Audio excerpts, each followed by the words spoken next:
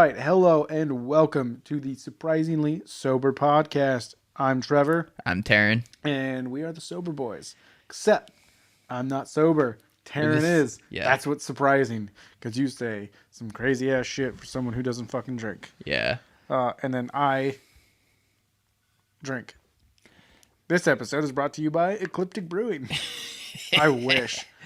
Oh, yeah, we are not sponsored. Please don't sue us. So I actually, it's funny that you say that. The whole like surprising that I'm sober and I say the things that I do. Yeah. So I saw a post today on r/confessions on Reddit, and it was this dude was like, I took too much Xanax, and all I know is I woke up naked in my living room with email notifications saying my address is now banned from Pizza Hut. And, like, everyone's like, oh, man, you're fine. I've done way worse on Xanax. And I don't know. Something in me just can't fathom just being okay with that. How low did you have to stoop where Pizza Hut's like, we don't want to be affiliated Well, I with mean, you? he probably just answered the door naked and was, like, fucking weird. Because he said he can't remember from when he put the pills in his mouth to when he woke up naked on the floor. Jesus. So he's like, yeah, I don't know what I did. Like, and so many of the comments were just like, oh, dude, been there. You know, like, dude, don't worry about it. If you're just banned from Pizza Hut, who cares? It's like, you probably, like, fucking ruin someone's life for the next month. Because all they're going to know is, oh, man, yeah, this fucking druggie answered the door trying to, like, grab me and shit while he was naked. Oh, dude, you're just banned from Pizza Hut? That's fine. Well, no, that's just not healthy. Yeah. That's so wrong. I don't understand, like, why people just want to, like, be completely inebriated. To where it's just, like, it's literally like the blink of an eye and suddenly you're, like, 12 hours in the future. You don't know what you did. That's not fun. Yeah, that's what I'm saying. Like, yeah, you don't want to be blackout. I can understand the idea of, like, getting drunk and having a good time. But where you literally just don't remember it. Like, yeah. No, like, that's why Did you have fun? I don't know. Did you kill anyone? I don't know. Okay. Did you make friends? I don't know. It's like that John Mulaney bit where he was talking about getting blackout. Getting blackout drunk and waking up with more money. I looked at the fence and I thought I could climb it, and then I was home. No, he looked at the fence, thought he could climb it, and now he's in rehab. I'm sorry, we love John Mulaney. Yeah. I hope he gets better. Big fans. Anyway. Big ass fans. You brought some topics to class today. I feel like you always bring topics and I just answer your questions. I really only have two, but they're big ones. Ooh, they're big ones. And I don't know which one we should talk about first, so let's talk about this one first, because I know which one we should talk about first. We need to talk about what is going on tomorrow. It is the Super Bowl. So, we're filming this Saturday night. Super Bowl Eve. So, you're going to be hearing this if you listen to it in 6 months from now. No one's listening now. No, we know who. Yeah. Germans and Canadians, surprisingly. Yeah. So, American football Super Bowl is going on. Yes. Tomorrow afternoon. So, yeah, and this comes out Monday morning, Sunday evening. Yeah. So, it is Tom Brady and the Tampa Bay Buccaneers versus Patrick Mahomes and the Kansas City Chiefs. Who you got? I got the Bucks. I'm going with the Bucks too. As a person who likes numbers, you can't look at a dude who is 6-3 at the fucking Super Bowl and then bet against him. Like, clearly the dude has some amazing talent, and he's won over 60% of the Super Bowls he's gone now. Yeah. He's won 67% of the Super Bowls he's currently attended, and he's going to his 10th. He has the most Super Bowl MVPs, the most Super Bowl rings, the most Super Bowl appearances. It's like the guy is clearly just the god of the Super Bowl. Did you hear that one of the Bucks players was like crying after they won the championship, the NFC Championship game? Yeah. And Tom Brady's like, "Why the fuck are you crying, man? We still got one more game to go." Because he's like, "Don't get emotional. This isn't over." I'm like, holy shit, that is a mentality. Dude, the crazy thing is like, Brady's just used to a season being this long. Like, how many players can say that they're just used to, like, so wait, okay, so it's 16 games normal season, and then maybe the wild card game, quarterfinal, then the AFC, NFC championships, then the Super Bowl. Yeah, So he's used to about 20 games a season, where like the majority of the league is 16. And then about like less than half of the league is used to 17, a little bit more 18. And like, yeah, he's just so much more used to being like, dude, season ain't over. My season's still going. I'm Tom Brady. Yeah. My season don't stop. He doesn't stop, dude. Yeah. He's fucking on it, man. But gotta say, Patrick Mahomes and the Kansas City Chiefs are looking fucking amazing. Patrick Mahomes is your age. Yeah. And Wait, he I thought he's your age. Is he 26? He's like 25, 26. He's Okay. our age. Yeah. He's in our age group. And he's making $500 million over the next few years. Okay, I was going to say, he's not making $500 million. His contract Yeah. was $500 million. That's insane. Yeah. $500 million to play catch. Yeah, but he's the thrower. Yeah. Exactly. So he's the dad throwing to his kids. So anyway, why? So Tom Brady is your reason why they're going to win the Super Bowl. That's it. I mean, like Gronkowski, from what Gronkowski is a better. So let's go comparison. We're going to start at tight ends. Now, I don't know if you know this much about it, but Gronkowski is a great tight end. Yeah. And Travis Kelce is the Chiefs tight end. He's also a great tight end. Yeah. He led the league in receiving over the likes of Tyreek Hill, DK Metcalf of the Seahawks, Stephon Diggs. True. A tight end, man. That's like the first time that's ever happened. Dude, he's better than Tony Gonzalez. And Tony Gonzalez played for the fucking Chiefs for like 15 years. But then also just from what I've seen, obviously being just such a veteran player, Brady understands the game better. So I think what they're really going to be pushing for is just longer possessions, more time, more run time, shorter passes, shorter completions. Because the reason Kansas City keeps dominating this fucking league is because he just plays a shootout with them. Mahomes, yeah. He's a slinger. He's a gunslinger. And every team is like, oh shit, we have to do that. We have to do that. No, that's his game. Don't play his game. He wins his game. Mm-hmm. You need to change the tempo. Keep the ball out of his hands for as long as possible. Make the possession time, keep his possession time down to like 20 minutes, like for the whole game. That'd be difficult. Yeah, but just like run the fucking clock the whole game. Because like it's always like they just play the game until the fourth quarter. Then they start playing the run the clock game. Run the clock the whole fucking game. Yeah. Never control the time of possession. Yeah. And that's what I feel like Tom Brady's doing. You know, he's getting older. He's 43. You know, I haven't seen as many explosive down the field bombs from him this year. Yeah. Like you're seeing from Mahomes. Because Mahomes is throwing those deep passes to Tyreek Hill and whatnot. He's got the shoulders for it. Yeah, Brady's not really doing that as much. The Buccaneers do have Leonard Fournette, who is a great running back, and they need to use him, but they only seem to be using him in the second half of the games, which, I don't know. He's really like, but like back to the tight end thing, that kind of actually does go in the Tampa Bay's favor, because Gronkowski and Kelce have similar stats over their careers. I think they're only separated by like 10 catches or something, like 870 to 860 catches. Gronk has 10 more. But the difference between the two that really sets Gronkowski apart is that Gronkowski is an incredible run blocker. Yeah. He can block way better than any other tight end out there, and that's what sets him apart. And that is going to be in Tampa Bay's favor, and they need to use it, like you were saying, control the time of possession. Yeah.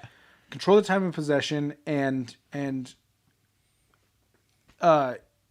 when the Chiefs, I think it was played the Texans last year in the playoffs, the Texans were up like 28-0 or something by the second quarter.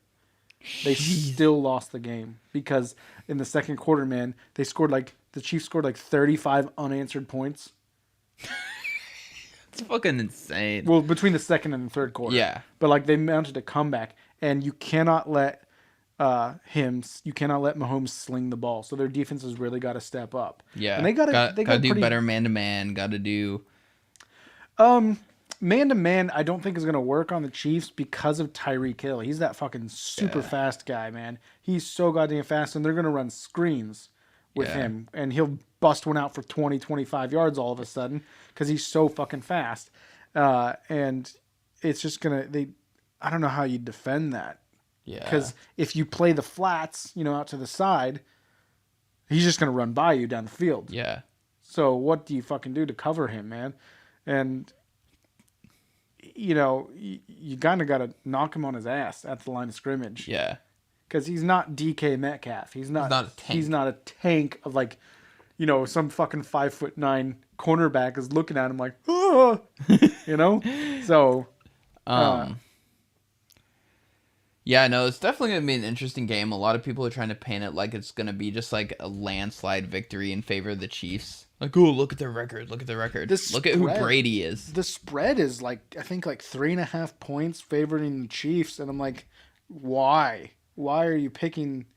That's quite the heavy spread in a Super Bowl against Tom Brady. So my score prediction for the game is the Chiefs are gonna be down by 4 points.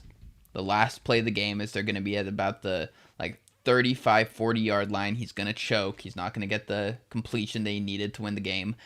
But earlier in the game, those fucking analytic nerds are going to be like, no, we should go for 2 here. We should go for 2. So they go for 2 and they don't get it. But if they would have kicked that field goal earlier, they would have only been down by 3 and they could have kicked it in. But instead, those fucking nerds intruded in on the game with their fucking stats. Oh no, it's a 42% more likelihood. Fuck those nerds. What game was that just happened in? That exact same thing happened in? I can't remember which game it was. It was before the AFC and NFC championships. It was, I think it was the Bucks versus Packers game. No, that was the NFC championship game. Oh yeah. I forget. There was a play in that game where I agreed with the call. The Packers kicked a field goal. Yeah.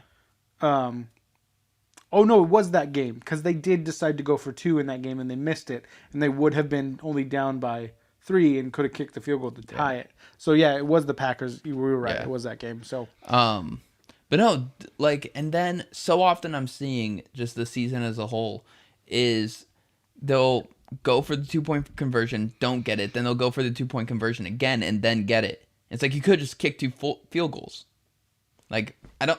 Yeah, now that second one now is even more pressure because now you got to get it or else you're down fucking 4 points or 2 points. Yeah. That you could have already had. Yeah. So now you have to get it just to be back to where you were at. Yeah. But the problem is that the field goal, the extra points are not guaranteed anymore with how they back them up. Because they're 35-yard field goals now. I still think they're pretty guaranteed for a pro kicker. Yeah, but 1 out of 100. Yeah. And you never know when that one's going to be. Oh, fucking who was it that we watched with a game? I think it was a game-tying field goal. It was more than likely a Ducks game. No, it was a pro game. The dude kicked the field goal and just fucking whiffed it hard left. That was a few weeks ago. I can't remember. Yeah. We watched so much football. Yeah. We watched a lot of sports lately. Dude, I was talking about the game at work and someone just stared at me like, "You like football?" Yeah. You don't have to be a manly man drinking beer to like football. You can be a loser twink like me. Otter. You're an otter. I'm an otter. That's what we decided is you're an otter. What sound do otters make? Do they cute sounds? I don't fucking know. It seals the What's an otter do?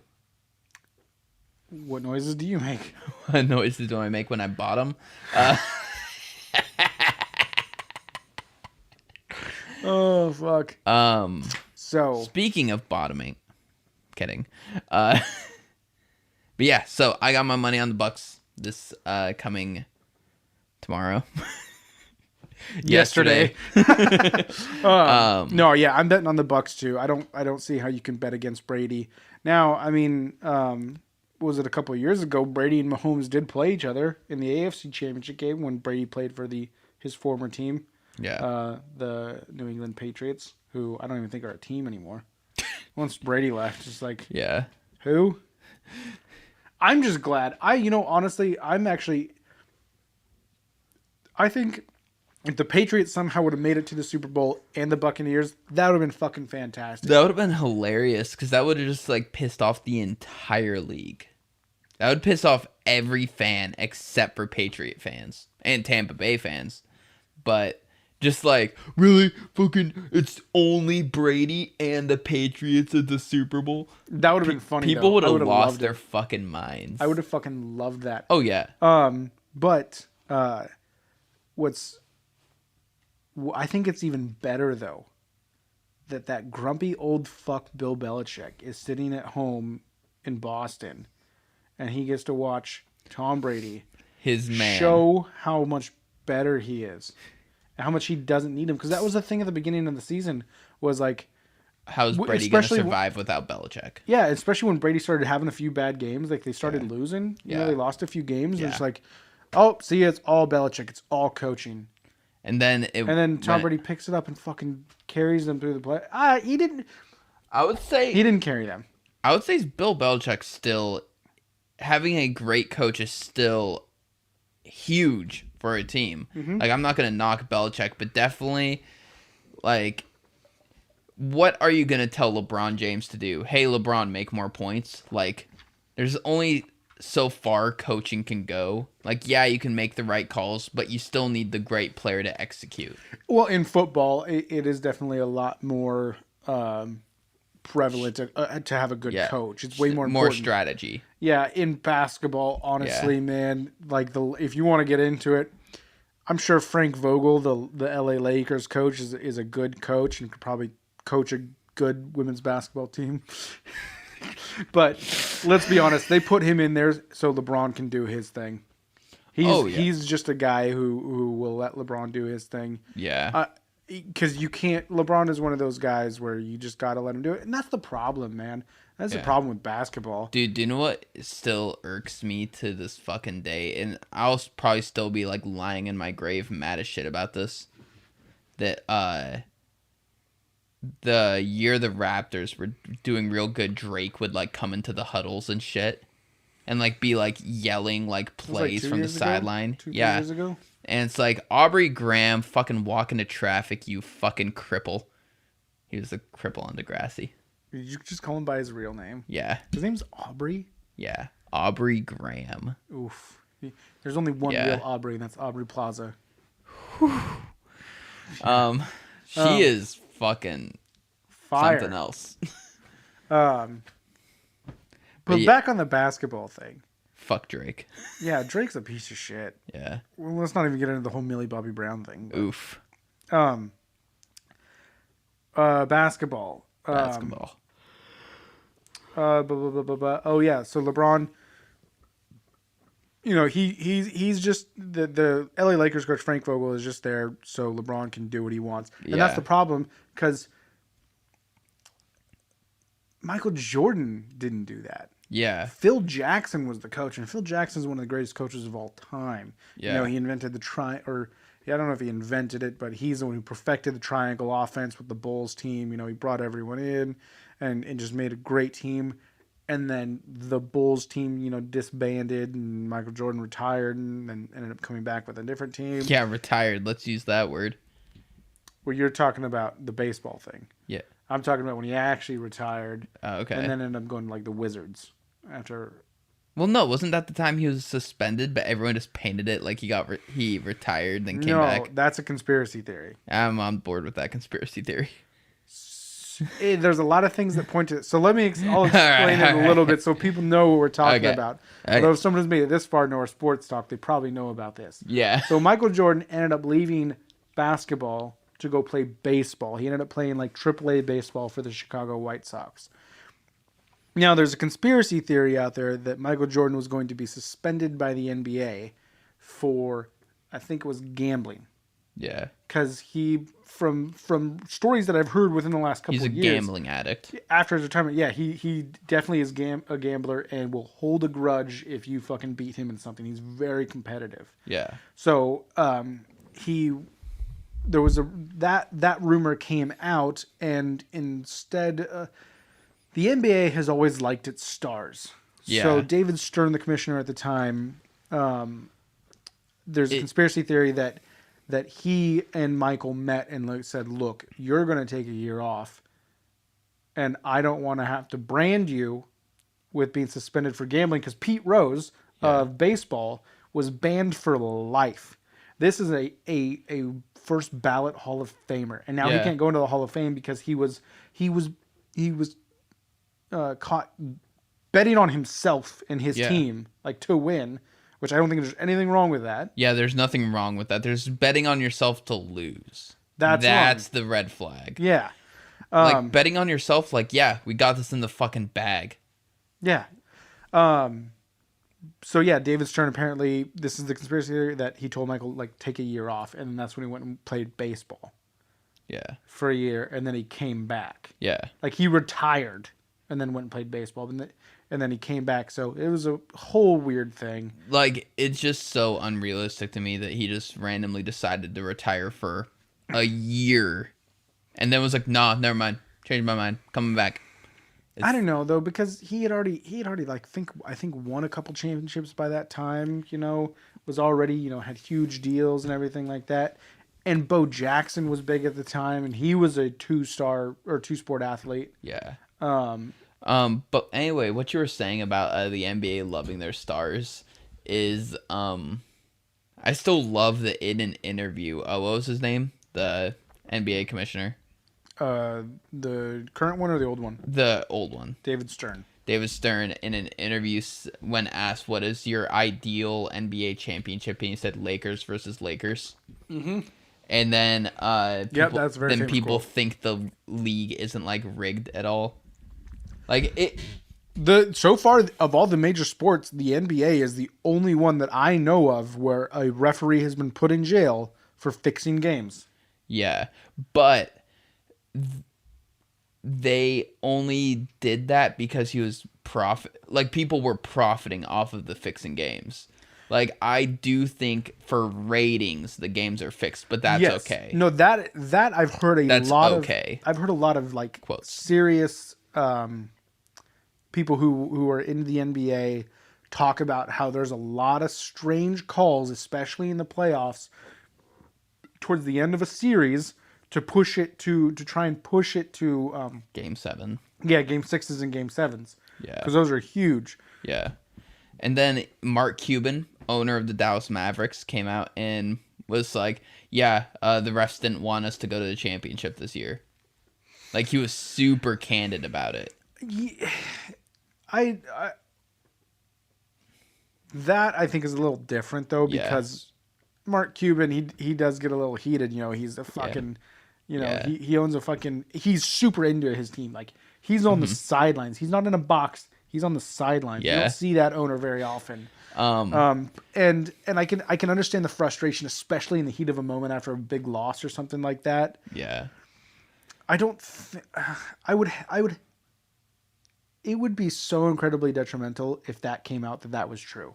That I don't think that it can be. Like, the NBA would be forever ruined if that came out. Well, if they were if they were extending series, I guess, but that's still bad. But causing one team to just not go on, like, we don't want the Mavs in this, they're done. That is so bad. But when you also just like look at how much power the referee has, not even just in the game, but in the league as a whole. So when a referee does a good job and the league sees them as a good ref, they get to do the playoff games. And when you do the playoff games, your pay almost doubles. Does it really? Yeah. I didn't know and that. then when you retire, whatever your ending salary is, that's your yearly pension.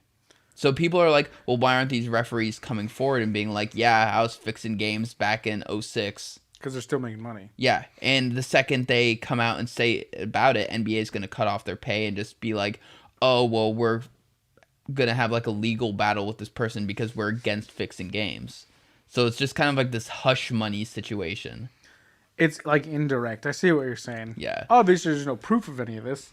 I mean, except for the one guy who got in trouble for it, and it was like, oh yeah, I wasn't the only guy fixing games. Yeah, but if it was a couple guys, then that would be more credible. But it's one guy who's a criminal. Tim Donaghy. Which Or Donaghy, I think it is. I love how he didn't even know how much money he was impacting in like the gambling world based on his decisions. Because like he was talking, did you listen to the episode where he was on the Bill Burt podcast? Tim Donaghy was? Yeah. The actual ref? Oh wait, no, it was a guy who like wrote a book about him. Yeah. I think it was a ghostwriter for his book. I could be wrong. But anyway, because I know Bill Burr has talked about it a lot. Yeah, like they talked a lot about it, and so anyway, he was like talking about how like yeah, he didn't even know like that there was like millions being bet on games that he was rigging. So like he was just betting like, you know, $1,000 here, $1,000 there, like trying to keep it quiet basically. But because like he was also helping out his buddies, like, hey man, I'm gonna like be basically trying to make the Lakers win tonight. Oh, okay. And then they would tell people, Suddenly you got these like people, like these multi-millionaire, billionaire types who were putting $10 million on the game. Well, and what's even crazier is it's not just about who wins the game. Yeah. It's about the spread. Yeah. Hey, I need the Lakers to cover the spread tonight. And the spread's, 3 points. Game's coming down to the final 10 seconds, Lakers are down by 4. Oh, here's a foul call for the Lakers. Now they can score a couple more buckets. Now all of a sudden it's a fucking 2-point game. The Lakers cover the spread, and now this guy makes fucking $10 million. Yeah. Doesn't even have to change the results of the game. Exactly. It's those little things. Yeah. And dude, there's something that my stepmom said to me. She's not a huge sports fan. She's not a sports fan at all. She said it to me as a kid, and it's always stuck with me and just kind of been in the back of my head. I remember I was like, me and my dad were going to go watch a football game, when I was like 9. And she just said like this thing like, oh, it's all scripted. I'm like, what? It's all scripted.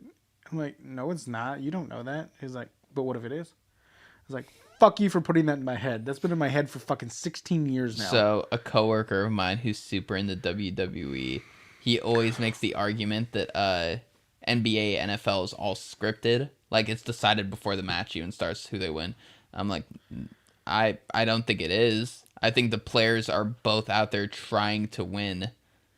And you ever and he was and this came from it being brought up like, yeah, WWE is decided. Stone Cold has come out and been like, yeah, the matches are decided. It's all obvious. Yeah. It's storylines. It's WWE, it's World Wrestling Entertainment. Everybody knows that it's stories. It's a drama series. They got to push the storylines, got to keep the plots going, got to make sure that the heel, the bad guy, wins a few, Yeah, it's a steroid opera. Yeah. Like a soap opera, steroid opera. Yeah. I just came up with that. And, no, every other sport's rigged. You don't know WWE's rigged. I'm like, yeah, I do. No, I know that for a fact. There's a comedian named Tony Hinchcliffe who loves the WWE, and he's talked about how he went and interviewed for a writing job for the WWE. Yeah, like and it's not, and he didn't treat it like I'm breaking brand new information. Everyone already knew it. Did you watch the Undertaker talking to Joe Rogan? I haven't watched that one yet. I've actually kind of stopped. It's really good. They talked about like his origin and stuff, and like him going to Vince McMahon's house and kind of like working out who he was going to be. Because like at the time he was just a dude who was wrestling. He wasn't the Undertaker. Yeah, he didn't have the big hat and the like Vince kind of like sent him back home and was like, I'll keep my options open, but really I don't know what I have for you. I don't. And then they announced the I don't want to say it, the gobbledy rest. I can't pronounce it right. It's the gobbledygook? Yeah. I my mouth chooses to make the racial slur, so I just avoid the word. I mean, that part of it is a racial slur, but it's like if you take out a snippet of any word that has that word, like it's just like I just avoid it, I don't want to take any chances. And so this is a bunch of gobbledygook. What? It's funny. So they announced that was gonna happen, but they just showed the egg. And so Undertaker, he sees on TV and he's like, oh fuck, I'm gonna be like Eggman or something. Like that's gonna be my shtick. I'm gonna have to be the fucking Eggman. I'm gonna have to shave my head and be running around as Eggman. Eggman. And then Vince calls him on his personal phone, and he answers, "Oh, hello, is this the Undertaker?" Yeah, this is the Undertaker. All right, Undertaker, we need you to come down to WWE headquarters and work out your contract. Like he didn't tell him hey, so I thought of a bit for you. You're the He just on the phone. Is this the Undertaker? It's like that is fucking just like it's like Mission Impossible. Yeah. Your mission, if you choose to accept it. Yeah. It's like you say yes or no, and that's how this goes. But like they just create characters and plot lines. Like of course it's just for entertainment. Why do you think John Cena is such a good actor in movies? I wouldn't say that. I'm sorry, but in Psych, he should have won a fucking Emmy for that shit. But this coworker also thinks that the guys aren't on steroids. So he's the best part of Trainwreck. Yeah, it was a train wreck. I'll fucking tell you that. That fucking shit movie. I called someone at my work the Amy Schumer of our workplace, and he's like, "That hurts. That's the most painful thing you've ever said to me." I got a good roast for you to use on one of your coworkers one day, preferably leather pants. Oh God. Just oh fuck, I want to get the wording right. I've heard of fashion disasters, but you are a genocide. Oh my God. That's a good one. Yeah. I'm gonna use that on you. Oh fuck. But I know it. Yeah, it'll still hurt. True. I want to hurt you. Yeah. Not. Oh God. You always do My things little sexual. pog champ. I don't know what Pog Champ is. But I love it. Pog means play of the game, and it was just something that came out of Twitch. Like Pog Champ just means like you had the best moment, basically. And then it got oddly sexualized in the hentai anime community. So it'll be like, who's my good little Pog Champ? And it's just like, I don't like that. I don't know what the fuck happened. But I like it for some reason. Yeah, it gets you going. It just makes me feel good. You ever watch hentai? Damn. No. Oh, okay. No. Anyway. What are we talking about? I did not have sexual relations with that pillow. I did not have sexual relations with that pillow. Dude, so I have a coworker. You have a lot of them. Who's very, very into anime. And like we all know he goes to the bathroom and jerks off the hentai, but like at work? Yeah, until we can prove it, but we all know. Okay, which also you have to tell the story after this one. Wait, what? Of someone going to the bathroom. Oh, you'll tell that story. Oh, that's a good one. But anyway, tell your story about your coworker who does that. So like we were all sure, and I was telling someone because he's nice, but he's the kind who it's like he could shoot up the place if he was fired. Yeah. He's the guy who gets fired from the mailroom, comes back and shoots up the place. He goes postal. He goes postal. I never put that together. Yeah, because there was a rash of mail shootings in from the early 90s, early 2000s. But anyway, so I was telling another coworker who I'm really good buds with, dude, you should get him a Dakimakura, those anime waifu pillows. There's more names for them. A what? Dakimakura. Dakimakura. I think I'm pronouncing that right. Sounds like an awful way to say documentary. But yeah, so it's just a body pillow with a cover on it that looks like an anime girl, and So is that why they have covers on them so you can change them in and out and wash them? I assume so, but I don't like to assume things. You know what they say about assuming? It's the only way to come to a logical conclusion. It is. Yeah, you're right. I always hate it when people get mad at the whole assuming thing. Oh, well, you know what they say about assuming? Yeah, when you put your keys in your car today, you assumed it was going to start, dipshit. That's a bold assumption there, Cotton. Yeah, when you breathe in, you assume there's going to be air there. It worked! Oh shit, that was helium. So what Trevor's alluding to, the great tale of, oh fuck, I want to get the year right.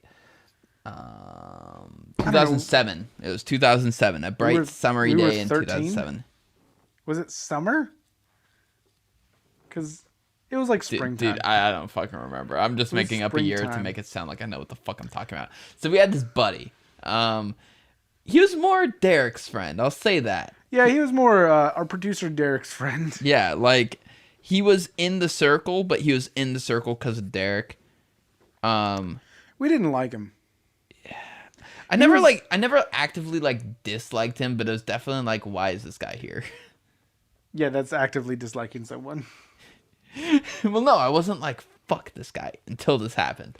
Okay. I remember I stayed the night at his house once, and it was just awkward. He was like a youth group kind of kid. Yeah. That explains it right there. Yeah. That explains it. So skinny, afro, white kid. So Derek, our producer, and I are we're playing Lord of the Rings: The Third Age. Great game. Turn-based Lord of the Rings game. A lot of fun. PS2 era.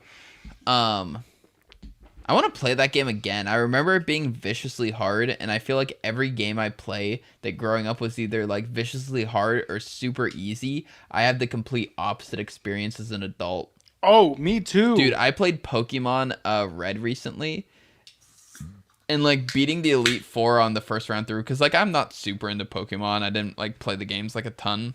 Like I had them as a kid, but like I remember I would just have like 5 Pikachus all named Penis, and I would just beat the Elite Four like it was fucking nothing. You beat the Elite Four with your penis. Yeah. And then I like have this like stacked team, super well thought out, got all like my types covered and everything for all the advantages and stuff, and like I'm struggling out the fucking ass to win. And I'm like, what happened? Then a game I sucked at, Resident Evil 4, I played again recently, and it was a fucking cakewalk. When I was younger, I couldn't even beat the first level. And then I just beat the whole game in like 2 days. And it was just like, oh, what was so hard when I was younger? And then on the flip side, what was so easy when I was younger? Your penis was very hard when you were younger. It's still, dude, like it's a problem. Do you still get the same like hard erections as you do when you were a teenager? I don't know. I don't remember. Yeah. Like, do you ever notice, though, that, like, sometimes your, like, hardness of your dick is different? Oh, yeah. Yeah. Like, there are some times where I'm just like, it's like, what the fuck is going on? Like, how much blood is in there? And, like, other times, like, this is it?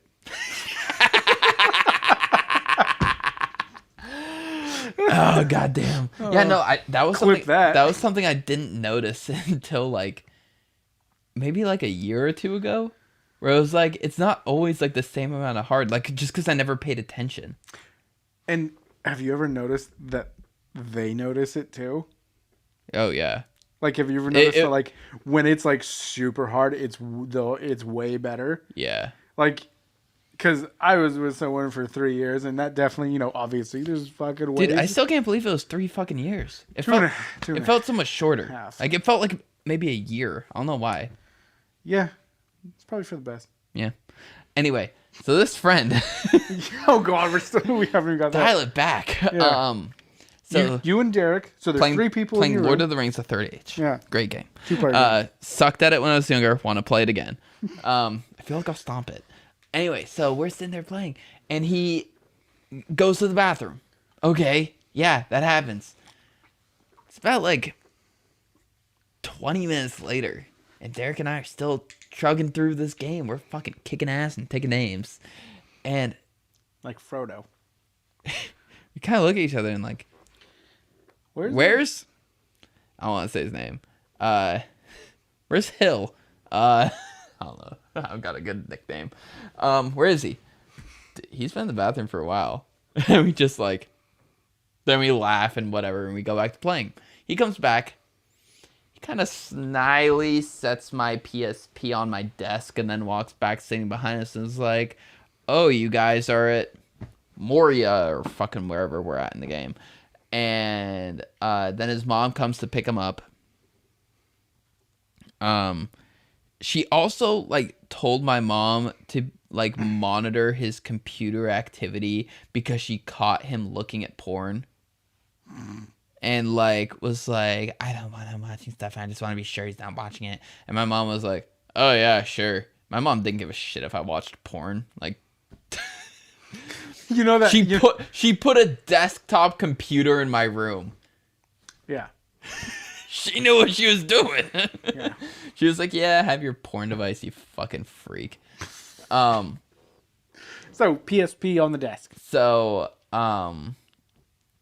Derek, our producer, and I are just like looking at each other. Grab the PSP. The tabs are closed. You press triangle, tab over to history. Oh, look, the history's all still there. Click the first link. And it was good old Kim Possible sucking on a big old blue dick with the titties hanging out. And we're just like, look through the rest of the pictures, and it was This isn't the Disney Channel I remember. And it was all, yeah, it was Disney Channel. For a second, I thought it was Cartoon Network. And it was all Kim Possible porn. And like from that day on, like I've just been addicted to Kim Possible. Is there any scenes of Kim Possible and the Green Lady? Because I would pay for that. Oh yeah, there was on God. tabbing through.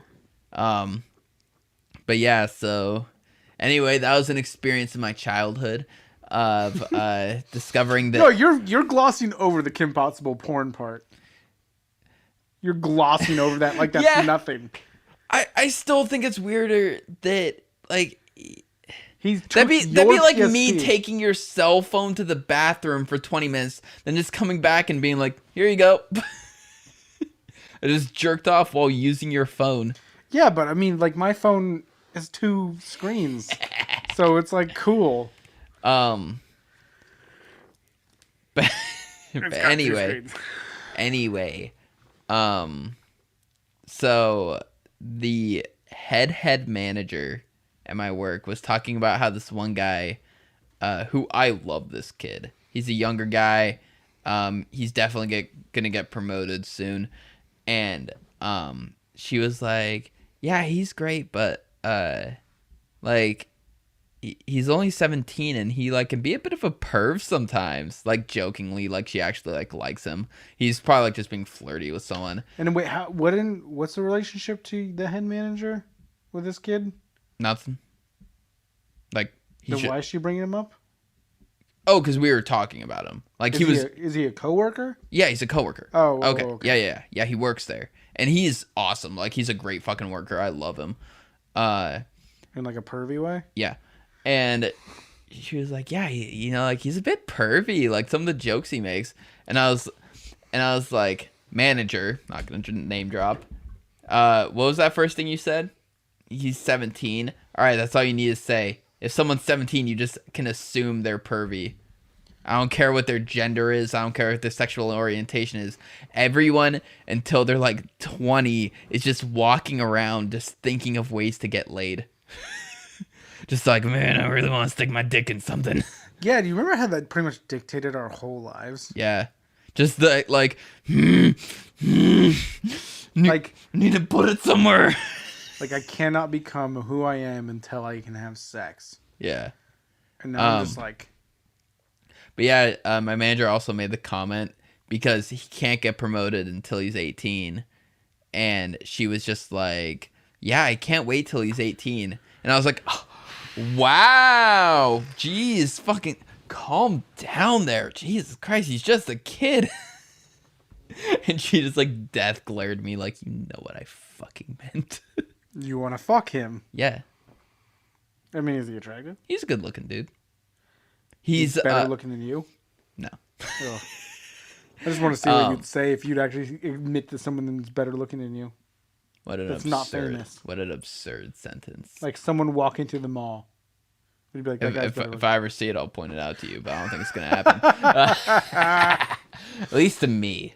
Like, I am my favorite person.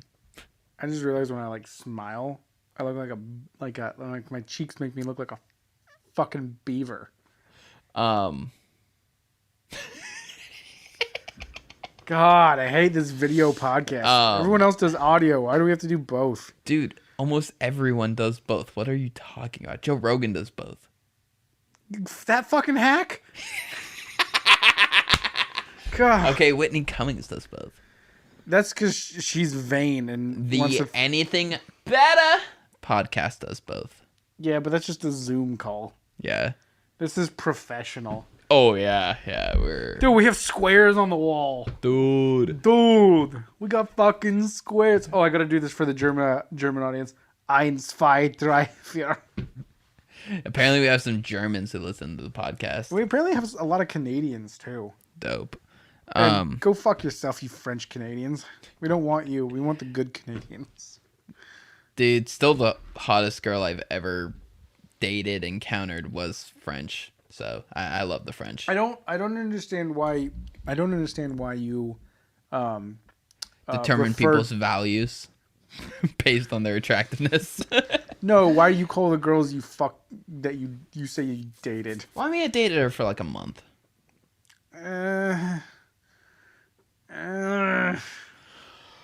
You fucked her for a month. It was a very good month. Aren't they all? No. A lot of them are sad. Yeah. But I feel like I had a topic. Anyway, yeah, sexual harassment. Sexual harassment. Yeah. What was your other topic that you were going to bring to class? I got nothing. My brain Well, it's going to definitely change the shift of everything. Okay, so. then let's keep talking about jerking off. So... Okay. Yeah. It's going to make my topic real weird. No, I got nothing. We can shift. You want to take a hard shift? Hard shit. How hard? You want to take a hard shit? It sounded like you said shit. I said shift, but you know. Oh, that was actually funny. One of the since we kind of talked about sports briefly, Colin Cowherd, who I don't know how I feel about. He's a sports talk show guy. I hate those. And if your job is literally just talking, like, what are you doing? Alrighty then. I mean, isn't that kind of the goal of this? That was the joke. Yeah, I know, and I'm being awkward. That is also the joke. So I am a joke. This is a funny thing. He was on the radio the other day talking about baseball, and he was talking about how these two different cities who just seem to be collecting players in all sports. A major league pitcher went to L.A. What a surprise. to play for the Dodgers, and now the Dodgers have all 5 of their starting pitchers are all-stars caliber. It's just unheard of. And he was talking about, he's kind of stumbled and was going to say like 2 cities. He was trying to say 2 cities, but he ended up stumbling and saying 2 titties live on air. And you could see in his face when he said titties. And he has like a hot like co-host, girl who just kind of like looked at him like, what? And he's like, you heard me. Yeah. 2 titties. Yeah, I just thought that was so funny. You can see, because just dropping his face. Just, oh, fuck, what did I just say? I thought he said, because I read the article, and I thought he was going to say 2 shitties. Oh. But no, he said saying 2 titties. And I'm like, that's funny. I think you can say titties on the air. Yeah, you can say titties. Titty. We just said it a bunch of times. Yeah. Well, I mean, we also said fuck and cunt, probably. We haven't said cunt. Oh, now we have. Yeah. Cunt. I was going to do a Letterkenny thing, but I know you're not in on that. Like, cunt. Like when someone on Letterkenny says to be fair, they do a to be fair.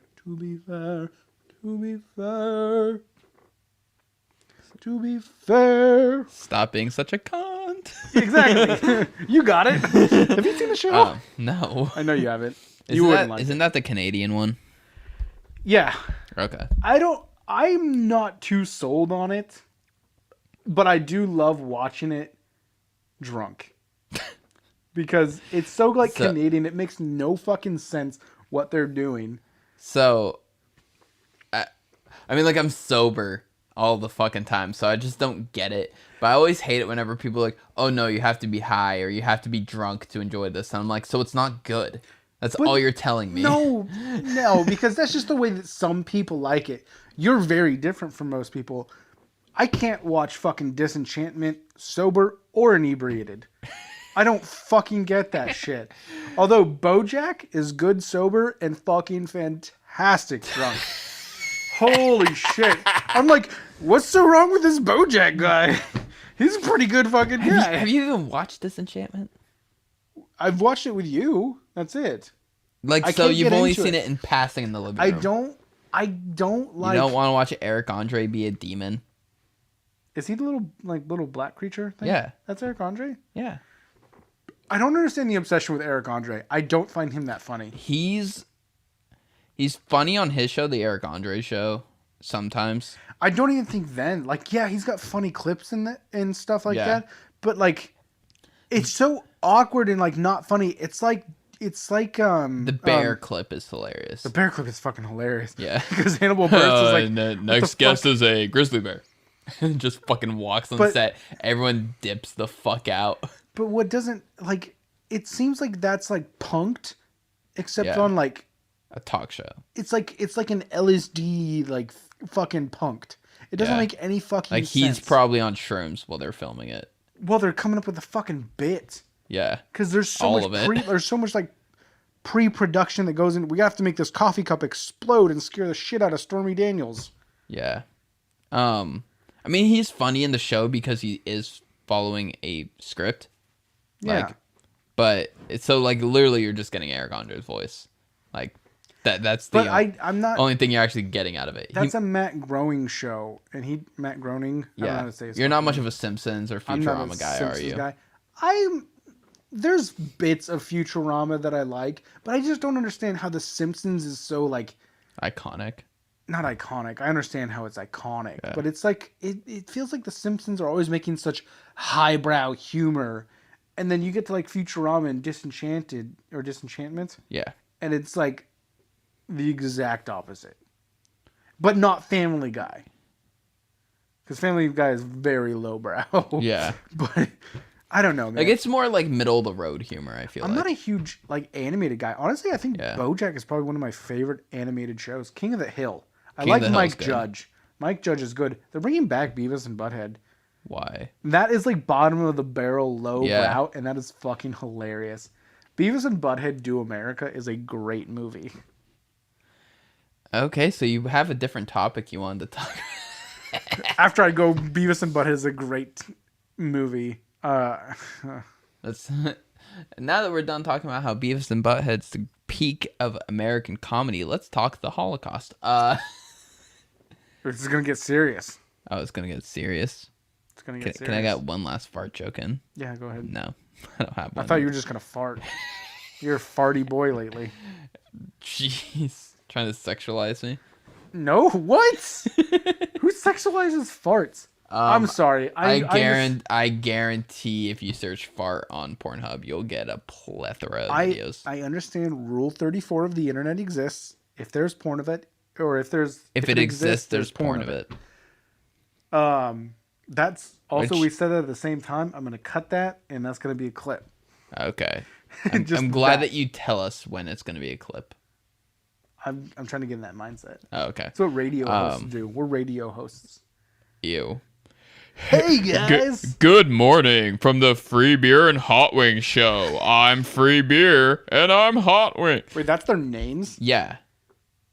It's the dumbest fucking hacky shit. If you're a radio show host, commit suicide. Anyway. We're attacking radio. Yeah. Well, time to get serious. I need you to apologize for what you just said. I'm sorry I compared us to radio hosts. Oh my god. That's not what I meant. That is not what I meant, but I'll take it. I mean, it's going to be hard to... I'm going to have to make a lot of reasons why I'm going to keep you on as my advisor. I think committing suicide in many ways is wrong. In many ways, but not always. Not always. If Seppuku. if you raped someone and you feel remorse and you kill yourself, good for you. No, not good for you. You're still an asshole. Well, I mean, like, you made the right call on this one, at least. Not initially. You fucked up initially. Now you're taking matters into your own hand again. You dug yourself a hole. Never mind. I don't want them to kill themselves. I want them to suffer. Anyway. So I'm I want rapists to suffer. I don't think that's a negative political stance. no. right. I think I pretty much decided that I think I'm going to run for House of Representatives, not state level. Yeah. So congressional level. I have been thinking about this a lot too, and I'm gonna run against you. Go fuck yourself. No, I'm not gonna run against you. We're gonna two independents running against each other. No, we need to focus and go against. Wait, who said parties. I'm an independent? I'm running under the Anarchy Party. Fuck you. Is there one? No. You can just make one. Yeah. You can make a party fucking anything. Oh, I'm the Tea Party. Oh, those fucking guys. They don't understand anything about the Tea Party. No, taxes. No taxes. Taxes theft. No taxes. We don't like taxes. But I want to keep the military in place. I want to keep my guns. Yeah, they were fucking libertarians. Yeah. For the most part. They were libertarians who didn't understand what being a libertarian was. So anyway, I am planning. I think that let's just make this my formal announcement. Fuck it. I'm trying to get a hip crack in. Okay. Okay. This is my formal announcement that I am going to be running for House of Representatives for Oregon District Number 1. I will more than likely, because obviously she hasn't announced yet because the election just happened.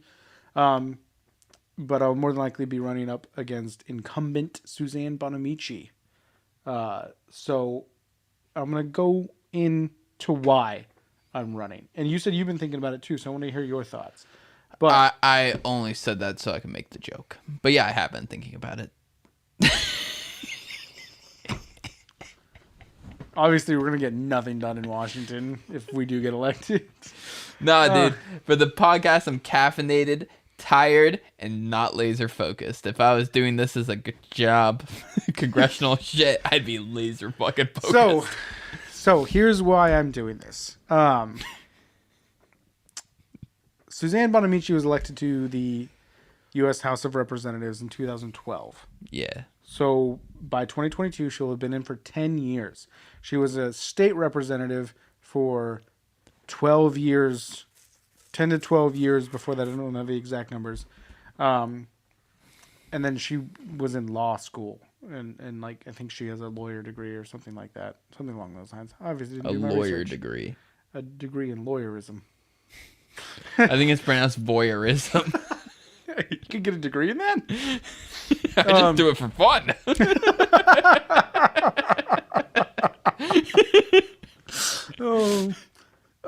Anyway. So Speaking of which, who are the people who get like degrees in their hobby? Like, don't even like pursue it. There's like those people who just go to college just cause. oh yeah, what is that? Did you know there's the university in Liverpool, you can get a degree in the Beatles? Yeah, like, How is that useful? I love the Beatles, but how is that useful? well, like, I'm not gonna shit on like art degrees. Like, yeah, if you love art and you love music, pursue it. But for the vast majority, that degree is a hobby. You are sure educating yourself further, but you are not gaining anything that you couldn't just freaking Google. Same with coding, but for most coding jobs, you have to have the piece of paper to get the job. Let's be honest though. Art degrees, art schools, and things like that have ruined the world. Yeah. Because Hitler didn't get in. You want to talk about the Holocaust? You said the Holocaust. Hey, I'm making my political bid. All right, now let's talk about Hitler. Hitler's bad. So, so Suzanne Bonamici, she's been in political office since we were like 5 and 6. Yeah. Now, granted, it's been at different levels, but And I looked into her track record. Her and I would have pretty much voted along the same lines for pretty much everything. Now, the only problem is that I find is that she's been in, I feel like, way too long. Yeah. She hasn't done anything. She hasn't made any noise. Have you heard her name? No. But for some reason, you've heard the representative of the New York District 14. Yeah. Constantly. Yeah. I hear Ilhan Omar and I think she's from Minnesota. yeah, like I hear a decent amount of names of Congress people. But before I ever mentioned Suzanne Bonamici's name, would you have known who our representative was? No. Yeah. I think I circled it, but I don't fucking know. No, I voted for her. Yeah. That's because I was voting with party lines and because the person she was running against was Republican and I didn't believe in what he believes. And sadly, like you say, like, yeah, she voted similar to how I would vote on pretty much everything. She only voted with party lines. I feel like we can get into it more, but like, so yeah, you're saying she's just been in too long. And I think personally the biggest problem with Congress is the average age of a congressman is like 60. The only person in the Senate that I'm aware of there's only one person in the Senate out of 100 people that is under the age of 40. Yeah. Which and you have to be 30 to be in the Senate. it's like the average age is way too high. They don't represent the people. They don't represent the masses. Like the average like working age adult is probably in their like mid 30s. Mm-hmm. So it's like, why is the average person working above all of us ancient? Oh, what, they're older and wiser? Have you seen an old person use a fucking piece of technology? And what do you know what I hear old people say all the time? It's not like it used to be. Yeah. It's not like it used to be. They have their heads shoved right up the asses of the past. They are not living in the present. They're not at all. And that's the problem, is we need to be looking for the future. Yeah. How can we go back to how it was when I was a kid? Why? When there were less people, when things were significantly cheaper. Yeah. And not, I'm not saying because of inflation. They've done the math that like education was yeah. so much cheaper, even with inflation. So you could pay your way through college with a minimum wage job. So I was talking to an older person at my work, and they're like, "Oh, well, when I got a job, why does minimum wage need to be $15 an hour? When I got a job, I only had $3.50." And I was like, "What year was that?" And it was like 1972. Yeah, 1972. So I just pulled it up, adjusted for inflation. I was like, "You're making $24 an hour." Like when you adjust for inflation, like your dollars you were earning back then were worth $24 an hour. So yeah, but I was only making $3.50. Yeah, but that was enough to do what $24 and they just weren't getting it. So one of those things, I don't know if this is the same for you. Like I've always agreed that the minimum wage should go up, but then like I saw this thing that kind of just like that's the perfect argument for it. It was people going if we raise the minimum wage, because that's what Biden was trying to do with this Yeah. COVID bill, it's Yeah. going to get struck down, even by Democrats too. He said he's pulling the minimum wage thing out of it and he's going to push for it later. Yeah, we'll see. Yeah. So but the thing is if we raise the minimum wage, this is the argument, if we raise the minimum wage, cost of living will go up. Guess what? Cost of living has been going up and the minimum wage hasn't. The federal minimum wage is $7.50. Yeah. The cost of living has probably more than doubled in the past like 15 years. Like it's going up rapidly. Oh, well, like I saw this one example. It was like, say a gallon of milk costs $5 and you make $5 in a day. So at the end of the day, you can buy a gallon of milk. Well, if it gets bumped up to $15 to keep making that gallon of milk, the gallon of milk is going to now cost $15. But because of taxes, you're going to have to give more money to the government, and now you can't afford your milk. Now, the only people winning is the government. Don't raise the minimum. And it's just like, are you that fucking dense? Like, The reason we need to increase the minimum wage is because there are people who are literally hoarding wealth. The like top like 0.1% of the world billionaires during this pandemic, their like combined net worth all went up in the trillions. Yeah. Like combined.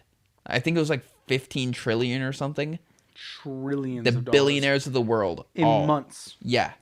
And that's an increase. yeah. That's how much it went from where they started to where they are at now. Not their entire wealth. Yeah. Just this, how much they gained. And where did that money come from? From the working class people who are losing money because of the pandemic. We can't give people money. We can't just give people money. Yeah, we can tax those fucking pieces of shit and give people money. Yeah. Like, it just blows my mind how fucking tone deaf people can be about like wanting people to be able to afford a house, like an apartment. We won't. You and I know you talk about it all the time, wanting to be able to buy a house. You probably will be able to. Yeah. I think because you're looking forward to it. But a lot of people, it was like hey, in the next like 2 or 3 years, we should look at buying a house. That's how it always was. You get together with someone, and back in the 80s, it's like, all right, let's get married and buy a house. Then they buy a house, and then they have kids, and then they live in the same house till they die. And that's not how it's going to be right now. Yeah. Right now. Yeah. There's a lot of things that need to take place. Tax reform. We need to talk about that. That is a major part that I'm going to be. And this is where you come in because you're my math major. You're my numbers guy. I have numbers. Yeah, this is where you'd come in as my advisor. I'm your advisor. Yeah. Tax reform. It's so fucking complicated, our tax system. Well, it isn't very complicated. It's more complicated than I feel like it should be. Yeah. Like the stimulus checks, which I didn't know, the federal government is not counting stimulus checks as taxable income. Good. But the state of Oregon is. Which I thought was weird, and that's going to be up to states. As a representative, I won't have really any say in that. Yeah. Other than maybe making some sort of federal, dictation where it's not taxable. Which those usually don't go over too well. No, because states' rights, Yeah. goes all the way back to slavery. States' rights. I mean, like, the tax system as a whole has a lot of work that needs to be done. First, the government just needs to tell you how much you owe them. Instead of playing this guessing game where, like, you give me this much money back, and they just kind of look at it, and they're just like... That's sufficient. Okay. And it's like, was it too low or too high? Don't know. That's how much you get. No, that's what you're exactly right. So you go submit your taxes. W-2s and all that jazz. Yeah, you submit all that, and then they go, okay, this is good. Or, okay, this isn't enough. Yeah. And you get penalized if this isn't enough. And then but you could pay too much in taxes and they won't say anything. They'll just be like, no. All other countries do this, and the IRS has a number in their head. They have a number somewhere where how much you should be paying. Yeah. Why can't they just do your taxes for you? Yeah. And send you a check or send you a bill. Yeah. And just make it that fucking easy. But no, apparently people have tried to pass legislation on this, but then it gets shot down by people who are in the pocketbooks of people like H&R Block, TurboTax, basically tax companies that their entire profit line is doing people's taxes. So they have billions getting funneled into politics to keep that system going because that's how they make money. And it's lobbying, and that isn't. Yeah. I mean, the problem is I'll bring up one thing, and then you'll be like, well, this is why that isn't happening. Lobbying. Okay, well, then we also need to talk about lobbying. Lobbying. Why are politicians leaving office and going straight to lobbying firms? Yeah. Or why are lobbyists becoming politicians? Yeah. Like who AOC ran against, he used to be a fucking lobbyist. Yeah. Before he became a politician and became like the 4th ranking Democrat. Yeah. Like, why? He's not an average Joe working class, guy. And if you are an average Joe working class guy, then Republicans are just like, oh, he's just working at a dealership. What does he know? He just did repairs at a dealership? Yeah. Why is he writing legislation? He wasn't born into wealth like me. And I mean, He didn't work at daddy's law firm. John Adams, our first fucking president, he was a lawyer and a farmer. Yeah. Or our second president, first vice president. He was a lawyer and a farmer. I would say he was the first elected president. I feel like with Washington, Washington, wasn't really... it was a shoo-in. That was like they just looked at Washington and they're like... There was actually there are some conspiracy theories that the Electoral College was persuaded to vote Washington in because they felt like the public outcry if he hadn't been elected would be huge, and they didn't want to fuck up a brand new government. So you may be right on that. There wasn't an election. they just were like, Washington, your president. All but right. I mean, Washington did decently. Yeah. He was the right man for the job. He was kind of like that, like put that guy in. He kind of set the, they had a whole congressional debate about like, what do we call the president? Do we call him Your Highness? And he's like, Mr. President. I'm like, fuck yeah, that's great. That's good. Like, Mr. President. I mean, that'd be like if you're working at like Microsoft and you started like kind of making your own like line of stuff, then you kind of like broke off, and then it's like, all right, so who's CEO? It's like me, the guy who invented this shit. And then they're just like, no. Yeah. Sit down. Oh, you mean like Apple? Steve Wozniak invented everything. Oh yeah. But Steve Jobs did nothing. Steve Jobs is the PowerPoint guy. He does the presentations. PowerPoint? They did PowerPoint at first. No, I know. Yeah. I just thought it was funny. No, I'm well aware. Well aware how funny that is. So, I mean, there's so much to get into about politics. I mean, the reason that I'm running is I honestly, I mean, I would love to win. I would love to go sit in Congress and do good. But my main objective is to get other young people out there. And I don't care what you have to say about... As long as you're saying something. That's not what I was going to say.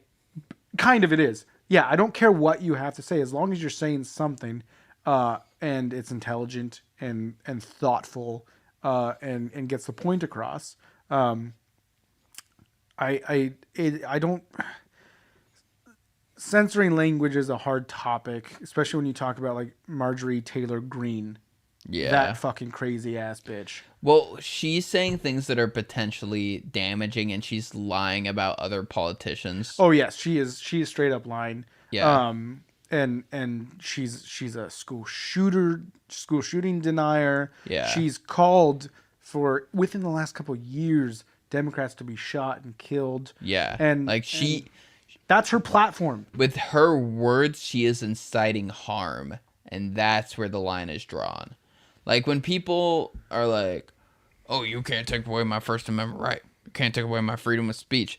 It's like, yes, you can say the N-word, you racist. The law won't prevent you from saying the N-word. It's when you say, we need to kill all these N-words where your First Amendment right goes away. And they're like, why? Why? It's my right. No, you're inciting violence. There's a difference. You can say racist stuff. Oh, I mean, you mean like the thing that our former president is on trial for? Yeah. Inciting violence? Yeah. And insurrection? And people, like, just somehow don't understand that, like, separation of thought. And I'm all for, like, this is going to come across weird. I'm for a white racist to be allowed to say racist shit. I am all for letting the community and those around you decide, like, basically, like, that whole thing with the gay cake at the bakery. I am for that bakery denying making that cake for the gay couple, but then the community is the one who needs to be like, well, then we're not going there. So that's very libertarian. It is. And I agree. I'm I agree. left, so I agree. No, I agree. yeah. I'm not going to go to that bakery. I'm Yeah. not going to go get a cake from that bakery because they can go fuck themselves. Yeah. I don't like going to Chick-fil-A. I do. Yeah. Their chicken's so good. In the research that I've done, Home Depot apparently donates a lot. The owner of Home Depot donates a lot to anti-LGBTQ community or charities and whatnot, or organizations. Yeah. I haven't been able to find anything about Lowe's. That's why I'm a Lowe's guy. But if someone can point something out to me, I'll go somewhere else. Yeah. Which is also, that would break my heart. Oh, because I love Lowe's. Who else is there? What, like Local places. Oh, okay. But even then, in this fucking part of Oregon has a dark history of white supremacy. Oh yeah. It's shocking. Yeah, especially because like when you get into Portland, it's so left. It's I mean, at times I feel like it's too far left. They definitely.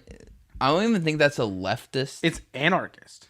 Well, I don't even think it's like leftist. It's people with left-wing mentalities, but then just like Who are unhinged. Yeah, like that is.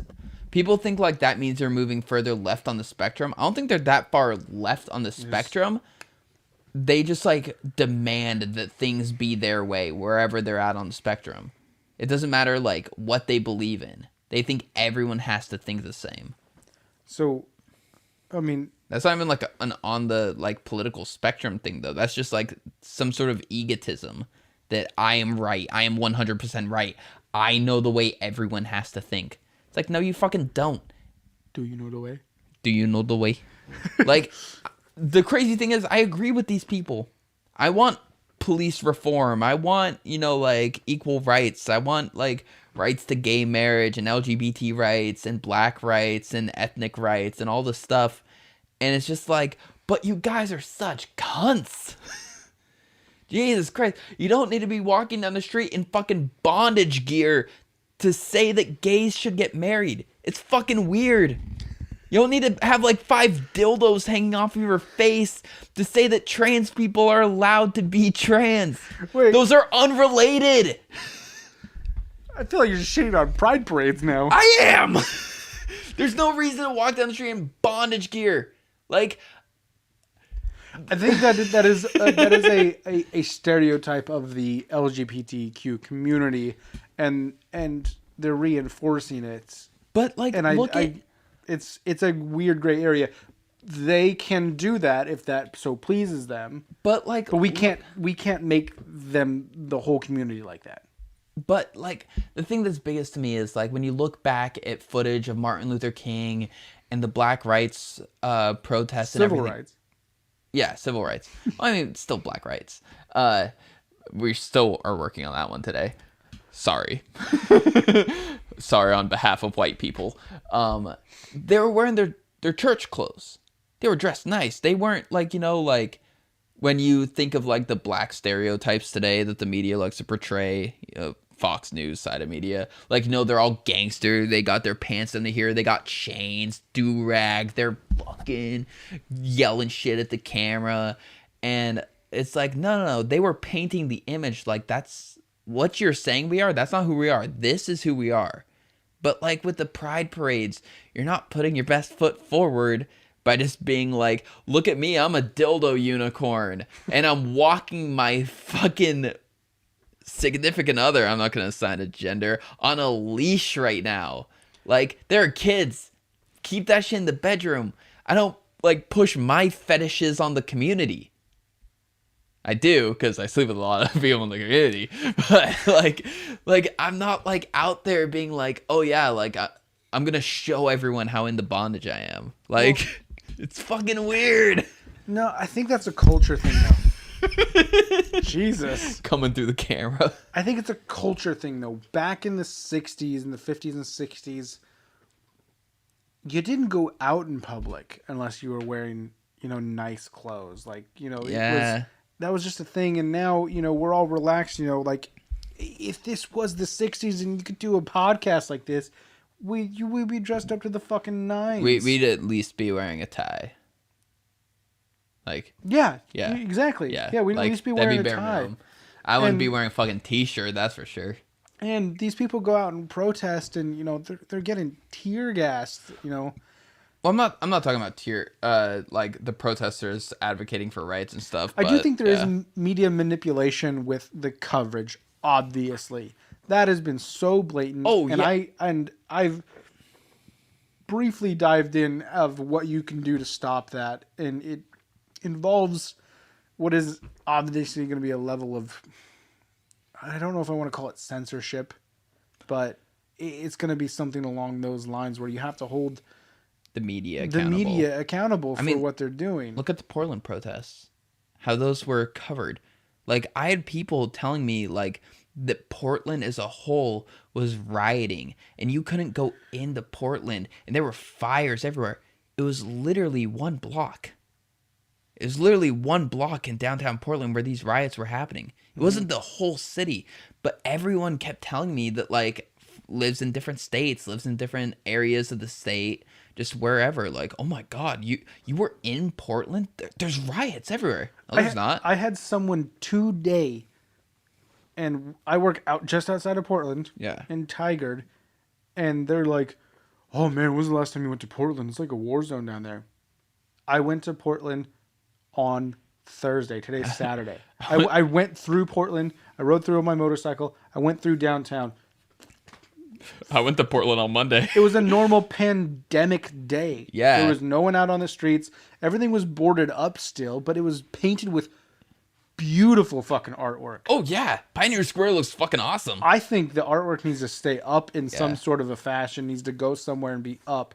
Especially the Apple store in downtown Portland.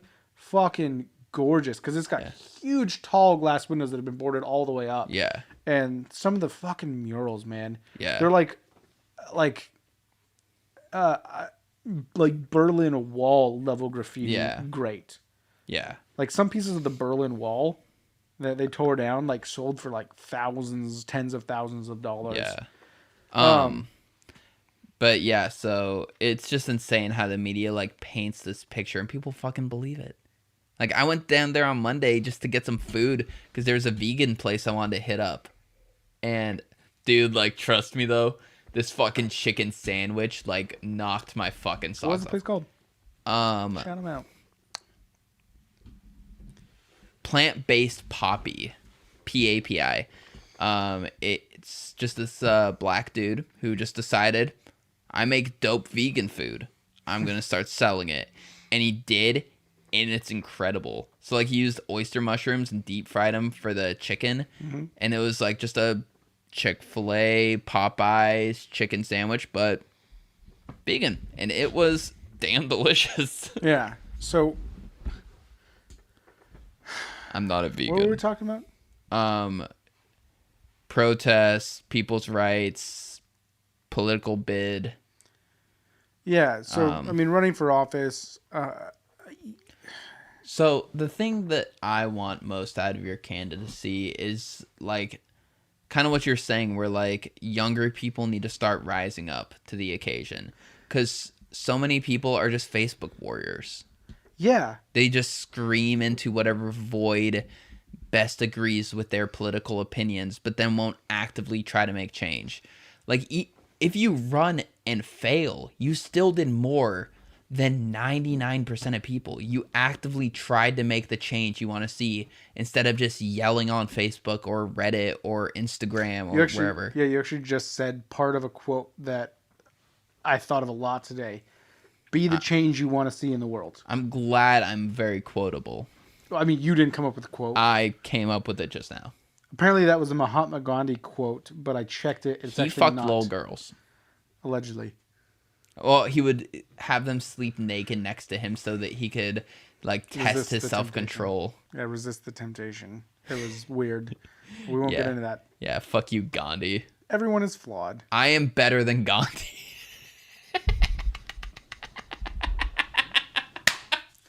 Vote for Trevor. His running mate is better than Gandhi. Yeah, you didn't fuck little girls, so you fuck big girls. I fuck the big girls. I don't fuck the heifers, though, you know? Oh, babe. Once you start harboring signatures, we're deleting this whole fucking show. Oh, I actually kind of like it because I feel like it's real. It's real. Yeah. It's a way for, people to look and see who you are as a representative. I mean, I'm sick of this everyone has to be perfect thing, and you have to go through and delete all your tweets, otherwise they might find something you said in 2008. No one is, like, saying all the right things all the time. People make jokes. People laugh. Like, I don't understand why that's such a problem these days where the media will... In 2006, you said X, and as of 2018, that's no longer acceptable. I mean, and it's like, my bad. I don't know what to tell you. We've all done things that we stay up late thinking about, You can't find one person in the world who has not done something that they regret. Yeah. It's just what happens. It's human nature. Yeah. But like you were saying, yeah, even if I run, I guess I've done more than 99% of the people out there. Which you can sense my enthusiasm when I say that. Yeah, there's a lot of different things you can do, but yeah, screaming and yelling into the void of social media is going to do nothing. Yeah. But also, like, even if you just inspire one other young person in this entire country to be like, well, that young guy's running, just like, and he's like saying, like, us young guys need to, like, rise up to the occasion. We need to be the change. Young people. Yeah. Young guy, young girl, young they. What we definitely need is more straight white men in politics. Who said he's straight? He could be gay. And so, like, just one person just being like, that guy in Oregon. Like, I saw about him on Reddit. Like, that's fucking cool. That's awesome. I should do that. I have a lot of strong. If you got one other person to do the same thing that you are thinking about right now, that is, you did more now than, like, so many people, like, in the country politically. Like, just inspiring one other person to do the same thing that you're doing now. Mitch McConnell isn't inspiring people to start politics the right way. Yeah. I do think he probably does inspire some people to start. Amy, whatever her name is. He inspires people to have run against lobbyists. Him. Yeah. He inspires people to run against him. Yeah. And obviously that is a tall ticket to take. And I don't want to make it think like I'm going to be the first person doing this. There's been plenty of people before. Oh yeah, tons of people do it. AOC, I don't care what you think about AOC. She rose to the fucking occasion. She did. She defeated a very powerful Democrat in the party, and that's another thing too. I'm not going to be running under a party if I am doing this. At this point, I have to do it. Yeah, you're going to run independent. I'm going to run independent, purely because I don't like the two-party system. Yeah. Most other democratic countries don't have a two-party system. They have multiple parties. Our founding fathers did not intend for a two-party system. They wanted no parties. We need to be running purely on platforms, and that's why I'm not going to... So I watched this documentary on Netflix called Knocking Down the House. Yeah. It's about a few people who ran for office in 2018, one of them being Alexandria Ocasio-Cortez, AOC. And she pointed out something about the person she was going against. She was holding up two flyers, his and hers. And she's like, look at mine. It says my name, my major talking points, ending the war on drugs, abolishing ICE, and when and how, where to vote. Like, primary is the 28th of this day. Go and vote. Information. His was like, here's mine. Here's like a name, a big picture of me, with my family in a park, and and I'm going to keep Trump in check and Trump this and Trump that and Trump. He's not Trump. actively trying to bring change. He's just trying to keep things the same. Yeah, and I looked into it, and that's what pretty much people are talking about. That's their major platform, is not ending the war on drugs, ending this, changing this, changing that. It's I'm attacking this specific person. I'm going to keep McConnell in check. I'm going to keep McConnell in check. I'm going to keep AOC in check. I'm going to keep Pelosi in check. Yeah, we need to get these extreme left Democrats out of office.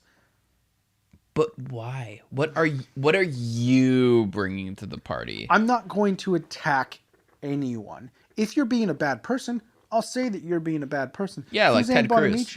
Ted Cruz is a bad person. Yeah. He is the biggest fucking cuck in the fucking world, man. Yeah. Dude, he was running against Trump, and Trump beat him. And all of a sudden, he's Trump's little bitch. Fucking licking his heels. Licking his fucking boots, man. Holy shit. Like, after he, talked shit about, his wife and his family. Oh my god, he called him the fucking Zodiac Killer. Yeah. Dude, you know what I'm fucking looking forward to? So all these Fox celebrities, let's call them. Tucker. Yeah, Carlson. constantly talking about Hunter Biden and his time in rehab and all this stuff. And I'm waiting for Trump Jr. to finally go to fucking rehab, because it's going to happen. Someone in that family is going to go to rehab. And then they're just going to be screaming, crying, "You can't say this about him. He's our guy. We need to make sure he's okay. We need to protect Trump Jr." So, yeah. They're a bunch of fucking pussies is what they are. Like I was saying, is that I'm not going to attack anyone. I that's not the point of politics. You need to run on platform. I'm not going to go out and say that Suzanne Bonamici has done a bad job. She's voted, I feel like, where she should have voted, but I don't know what she's done. She's on a couple committees. I think she's on the education committee. And look, is our education any better? No. We need something done. We need someone to make a noise. I feel like the House of Representatives has 300 and something representatives, I think, because there's 100 senators. And I can probably name 3. Senators or reps? Reps. There's hundreds of them. I definitely can't name 10. Because none of them are making noise. They all just want to keep everything the same. They either want to keep it the same or go back to how it was. Those are the only 2 options. Mm-hmm. Then there's AOC, Ilhan, who are pushing forward. Cori Bush. Yeah. I mean, all these, and they're all newcomers. Yeah. That's the great thing, is they've all been elected within the last couple elections. Yeah, because they grew up in the status quo, and they're like, this kind of sucks. Yeah. And I don't know, I haven't delved into all of what they believe, but I'm sure I'm probably going to agree with them on most things. Yeah. And if you don't, that's okay. Exactly, because that's what democracy is. Yeah. That is why there is a place where you go and debate these things and you come to an agreement. It's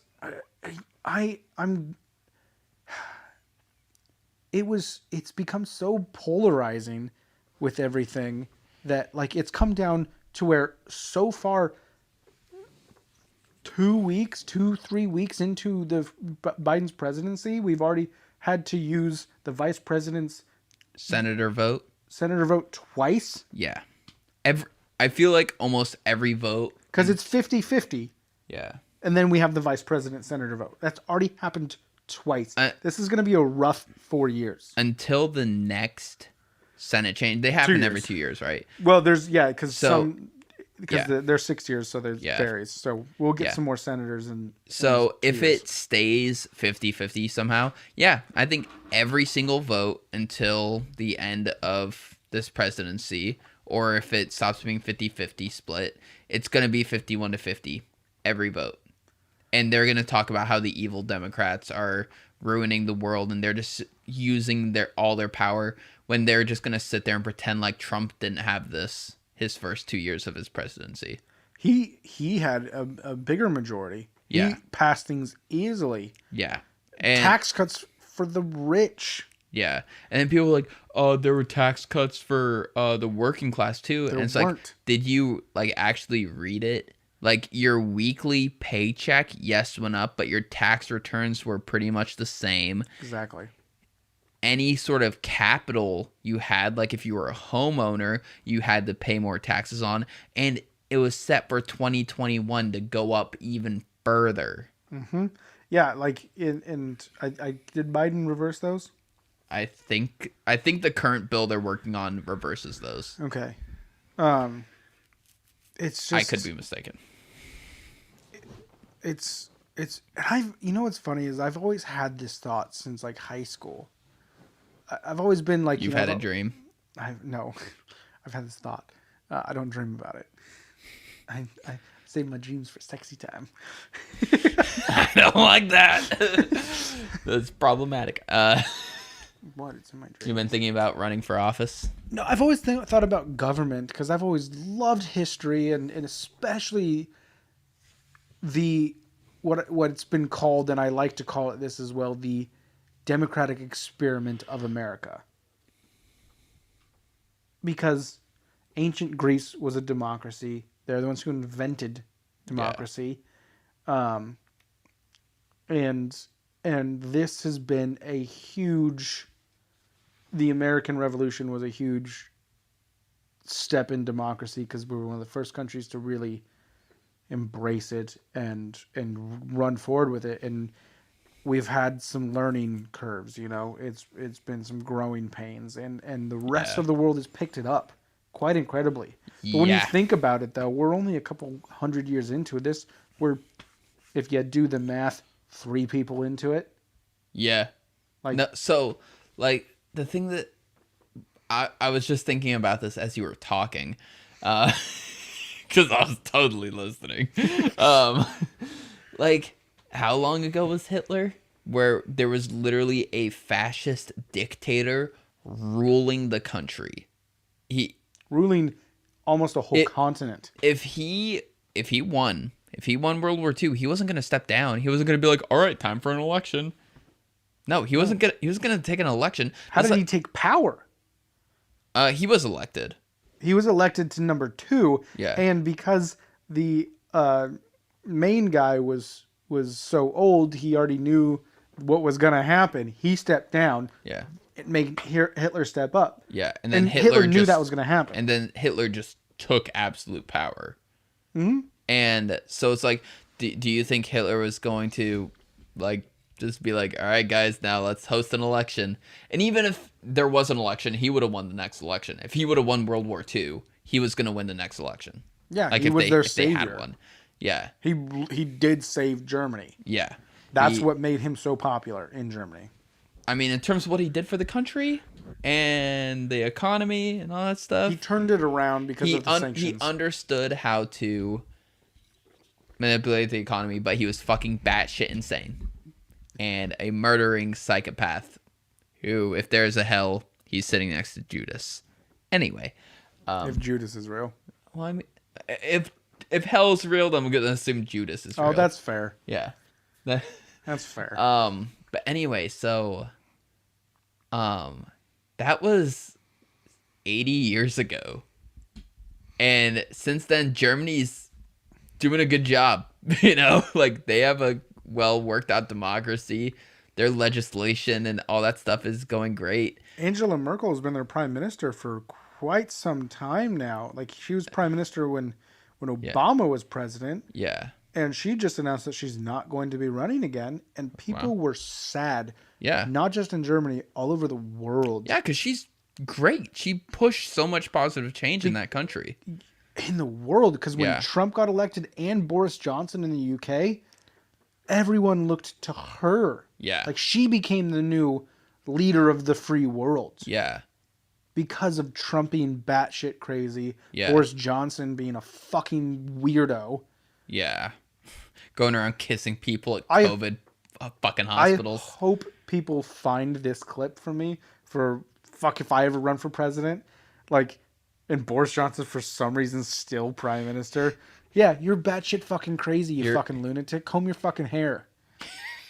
But anyway, like that was 80 years ago, and they've made huge progress in social change and everything. And yet we're over here. We never had a Hitler. We And yet did. we're still shit in the fucking bed. I feel We our never Hitler had a... was more drawn out. Yeah. And it wasn't ever one person. It Well, was systematic Yeah. slavery, Yeah. Jim Crow, Yeah. Jim Crow laws. I don't know anything actually about Jim Crow himself. I don't know if Yeah. that's a real person.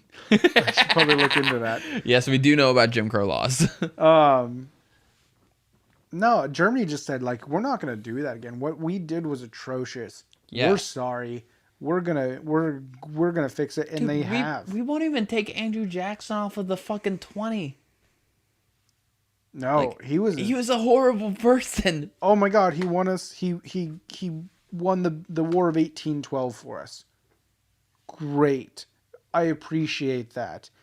But holy shit, were you a bad person? You were the conductor of the Trail of Tears. Yeah, and we still won't even take him off the 20. We can't learn from shit for some reason. We still have Confederate statues. Some states still allow like the Confederate flag on like your like license plate. Mississippi just got rid of it off of their state flag. And it's just like, that's fucking wild. Yeah. I don't understand what ass backwards country and like how we keep letting this happen. Oh, state rights.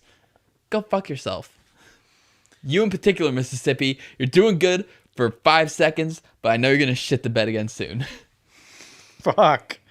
It's Mississippi. What are you hoping for? For them not to be like Alabama. MISSISSIPPI. God. No, I'm just hoping they don't become like Alabama. Oh. Or So, Georgia. oh God, Georgia. Yeah, that Marjorie Taylor Greene person she's crazy. I don't understand how she got elected. And it's just I don't know. I didn't look into her campaign very much as to what she did to initially get elected. Fear mongering and hatred. The evil Democrats. The evil Democrats in those That's all she had. in rural Georgia. Yeah. Was super easy. Yeah. And what's so funny is like when you think about it, rural Georgia, the district probably contains less than 500,000 people. Oh, easy. Less than 500,000 It people. doesn't contain Atlanta, so So probably 250,000 people. Yeah. And now she's in there, and you have so many people in the country now supporting her. Yeah. Millions of people.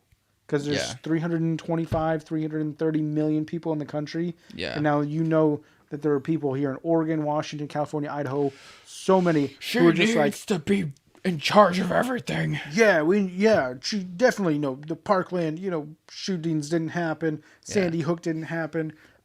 I mean, it's kind of similar with the situation with like Mitch McConnell. How literally 50% of Kentucky, for some reason, gets to control how the Senate was working for the past 6 years. Like yeah, is pretty funny. he's not the majority anymore. But it's like, why does half of Kentucky get to decide that for the rest of us? Yeah, no, so that's funny. And I mean, the person who is running against Mitch McConnell really made him run for his money on this last election. Yeah. I don't think he wins the next one. Granted, that is now, was it 2018 or 2020 that he was running? He ran 2020. Okay, so it's 2026 now. Yeah. He'll be done because he'll be old as fuck then. He's already old as fuck. Yeah, his skin is sagging to the underworld as we speak. Dude, I hate the way his face like droops. I don't understand it, man. Like, how old are you? Dude, he was there when they signed the Declaration. Yeah, he was one of the guys. He would have been one of the guys who were like, no, we need to stay a part of Britain. Yeah, probably. He would have been a loyalist. Yeah. Oh, what's his name? The famous loyalist. Oh, you're talking about Benedict Arnold. Yeah. He's a traitor. Yeah. Which didn't even work out for him. He was a traitor, and it totally backfired in his fucking face. The British ended up wanting to have nothing to do with him. They're just like, you didn't even have honor to your country. Yeah. Get out of here. Benedict Arnold was a traitor because he thought the Americans were going to end up losing. Yeah. He then like went and told them a bunch of the British a bunch of stuff that backfired, and they're like, we don't want anything to do with you. Like you don't even have enough loyalty. Your fucking just like the dude who allegedly stole the secret Coca-Cola formula and immediately went to Pepsi with it, and Pepsi reported him to the FBI without like taking it at all. Like he was like, I'm gonna sell it to you guys. That's a Bill Gates move. Yeah. Because if you become the only thing on the market, no one's gonna give a shit. Yeah. And obviously Pepsi's like, if we have the Coca-Cola, what do we do with that? Yeah. We have our own thing. People like it. Yeah. I would say the split is probably like 30% Pepsi, 60% Coca-Cola, 10% RC Cola. Do you think 10% of people like No. RC Cola? I thought about that number. It's probably like 2%. And even I would say it's actually probably less than 1. A third Coca-Cola, a third Pepsi, a third Dr. Pepper. Dr. Pepper is good. But that's not a cola drink though. It's a brown soda. Yeah, but then you'd have to throw root beer into the mix. Root beer everyone likes, and it's just like a I don't like that kind of like anise flavor. I don't know. Can't get behind it. anise. Yeah. Anise. It's like the root beer flavor. I don't know. There's so many different ones. You have Barks. You have Mug. Well, no, I mean like it's the main flavor profile. Like it's the main spice that gives root beer its taste. Okay. That kind of like, it's not like black licorice, but you get what I mean. Yeah. I know what you're talking about. Yeah. Yeah. No, I don't like it that much. Like I'm down for a root beer float. That's different, you know. I haven't had one since I was a fucking kid. Dude, someone told me a Red Bull float is really good. Like they were like, yeah, I was really shocked by how tasty it was. Anyway, back to running for office. I don't know. Yeah, if someone is watching this, I feel like what we're doing is like sometimes whenever we say is if someone is watching this, we're like talking like I Am Legend. Like we're Will Smith. Like if anyone's listening to this broadcast, if anyone's listening to this, please send help. But I have no food or water. I was actually talking to my dad today, and like I told you earlier, my dad was actually incredibly supportive. Yeah. I was thinking he was like, oof, I don't know if that's a great idea. Politics is a dirty game. But he's actually, no, he's like, he kind of like listened to what I had to say and was like, that's refreshing, take on it. And that's great. And it's honestly refreshing to have a parent support you on your decisions. I don't know what that's like. That's sad. The one who supported me. Oh, you need a hug. Then the other one is still alive. Oh my God. But what was I saying? Your dad supporting you. My dad supporting me. I can't remember where I was going with It was refreshing that. It was refreshing. And he gave me some good advice. He's like, you should, find someone who has some sort of like campaign knowledge, and maybe like a political science major at a local college and see if they're willing to help. Obviously you're gonna have to find somebody who's like-minded, with your beliefs and whatnot. But I feel like that would be pretty easy. I feel like most. You go to PSU. That's everyone. Yes and no, because I feel like I'm like. Yeah, no, I'm exaggerating that like. I'm all for these things that you're talking about. I just don't know if I'm looking at it and doing it the same way as you. Yeah. But like I was saying earlier, I feel like democracy is supposed to be a discussion. Yeah. It's supposed to be a debate, and it's supposed to come to equal terms so everyone gets happy. It's like It's not supposed to just be like we have the majority, so it's our way. That's some sort of a dictatorship. Yeah. By group. And that's I don't like it. Yes, I guess things are getting passed that I like, but half the country hates that it's getting passed purely because of who's passing it. Yeah. And there's no bipartisan support, which I guess in times like this, I'm okay with that. Yeah. To a certain extent, but it's not the way that it should be done. I don't understand why Republicans aren't in support of this. They all know how the fucking economy works. They know how the dollar is backed. We can print money. It's obvious. The economy did not crash and burn during the pandemic. Yeah. If anything, the economy, Wall Street, is thriving. Like, fucking what? How are stocks and everything through the roof and they're just making tons of money when a ton of the country isn't working? When Exactly. the real economy, the working class people having jobs, paying rent, paying bills, is very much in trouble right now. And they're like, oh no, the economy's great. The stock market. That's not the economy. That's literally just rich people's casino. Exactly. And I am all for what Reddit is doing Oh, on GameStop. Wall Street. Yeah. And Dogecoin. That's my thing right now. I'm not getting on the GameStop thing because I saw that it's gone down a lot. Oh yeah, significantly. Yeah. So I don't see that really do anything. But the little people have shown that we can fuck you up. Yeah. The thing that shocks me the most is like people keep talking about like Democrats better make some big moves to get people $2,000, otherwise they're going to see a major shift in the next election.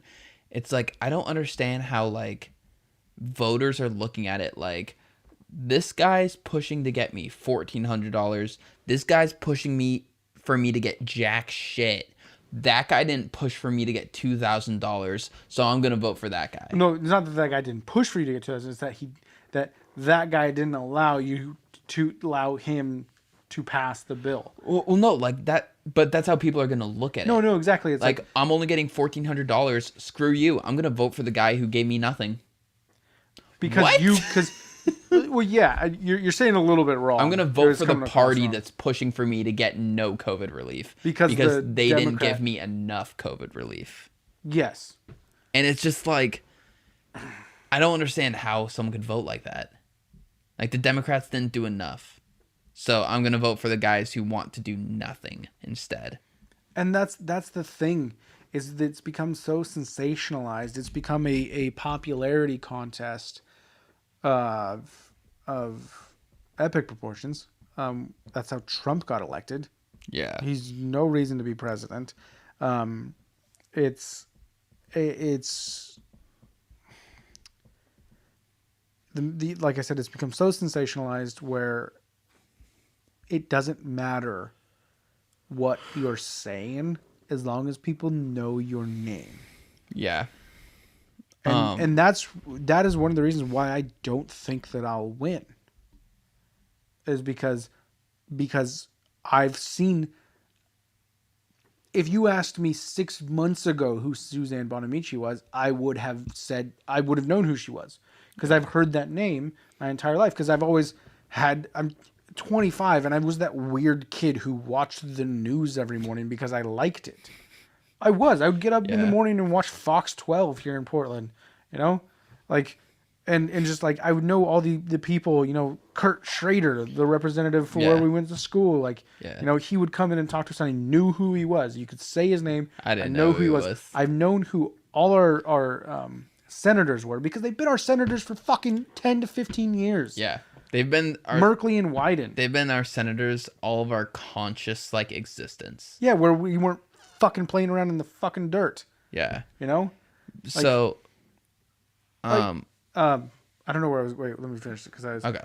I know who they are, and that's why I don't think I'm going to win, because I'm not that name. But I need to get it out there somehow. And what I was trying to get with, what I was talking about, what my dad was saying, was that if somebody is listening to this and you are a political science major or have campaign work under your belt, campaign knowledge or something like that, like, you can reach out to us and help. I would greatly appreciate it. We don't get many DMs, so if you DM'd us on any platform, we'd see it. Yeah, we would see it. So if anybody it's not going to get buried, don't worry. Yeah, if anybody is watching this, check us out. We'll obviously at the end of the podcast we'll go over who we know our places. Surprisingly podcast on Instagram, Surprising Twit on Twitter. So But- one last political thing I want to talk about and bring up is so for the past 4 years I haven't heard about the national debt at all. because it doesn't matter. Yeah, it doesn't matter. But how long do you think it is until it gets brought up again? Because, It already has. Yeah, because Biden's in office now, so the national debt is. It already has, and Yeah. Biden has gone and said, "Why are you guys saying that now? When Yeah, you didn't like say we're anything about the we're tax cuts." you know we're still dealing with Trump's like basically like financial plan, right? We're still using his blueprints basically that he laid out, right? It's February 6th, Yeah. February 8th when this comes out. Yeah. Like it's still all of Trump's It hasn't work, been basically. a month. Yeah. You cannot blame Biden for anything. You're blaming him for signing so many executive orders. Well, guess what? He's undoing executive orders that Trump did. Yeah. You know? And he's doing things in regards to the pandemic that should have been done ages ago. Should have been done 11 months ago. Yeah. So it's like, yeah, he's definitely having the speed run the shit. Speed run. You think he's Mr. Krabs on ketamine. As he signs that, just speed run. I fucking wish. Mr. President, please calm down. See, if we had a 35-year-old president, he would do that. So what you're saying is, in 12 years, we got to vote for corpse. Yeah. President who never shows his face. But I'd vote. That is another thing too. Is I do think that there are minimum ages in order to be certain things. I think that there should be maximum age limits. Yeah. Or at least a term limit. Yeah. Which gets into a sticky area. I feel like it's you do want. Biden has obviously been a politician forever, since the 80s. Yeah. I think at least maybe even the 70s. I would say just the fairest way to split it up is just President's 2. How about let's keep laddering it down? President 2, Senate 3, House 4. My only thing is like, how do you then? That's still 18 years though. Holy shit. Fuck the Senate. But you got to think about it though. If somebody starts at 25, then all of a sudden, Yeah. They're 55 by the time they're president. I feel like the cap should be 60. Yeah. The The cap on all of it? Yeah. Cap should be 60. Why is somebody who's 80. and knocking on death's door? Yeah, you're 60. You could live for another 40 years. Dude, like when you're in your 80s, like, and you're literally working in the most stressful job in the world. There are people in their 60s and 70s who work just regular jobs of regular levels of stress that get fucking heart attacks. Like, you have the most stressful job on the planet. Obama aged like 30 years in office. What's even funnier about the Obama aging thing is when he started, it was like, watch how much we're gonna see how much Obama ages, and dude, he's going in this spry young guy. And Yeah. 8 years later, dude, this dude looks. He looked old. Holy shit! And he held it together. And Michelle looked better. Oh god, yeah. I'm getting away from this What? She looks good. Oh yeah, Michelle Obama looks good. Michelle Obama, yeah, get them shoulders, them arms. Anyway, But yeah, you're talking about the national debt. yeah, just like it wasn't a problem for 4 years. Liberals don't seem to care to bring it up. Like it's just like to them, it's just like a They didn't really bring it up during Trump's at all. administration. They didn't bring it up much around Bush either. Like I was looking through some like old headlines and stuff. They didn't really bring it up that much. Like it wasn't like they were more upset about like stop spending so much on the war, basically the war in the Middle East. Like we're constantly invading all these countries. Like they were upset about what the money was being spent on when they were calling them out. Like if there's a liberal in office, just says the national debt. What the fuck? Where was this when Trump was in office? The national debt was still skyrocketing. No, it's going down. No, it wasn't. Like, that's another thing I've noticed on Facebook. Just the constant, like, you'll say something that is like a searchable fact, and they'll just no. Okay, I guess that's the end of the argument then. You decided that my fact is wrong. But that same scientist or person like you who is saying this fact could then explain how a car engine works, and they'll be like, yeah, that's true. But then you explain how climate change works, and like, no, that's not true. Yeah.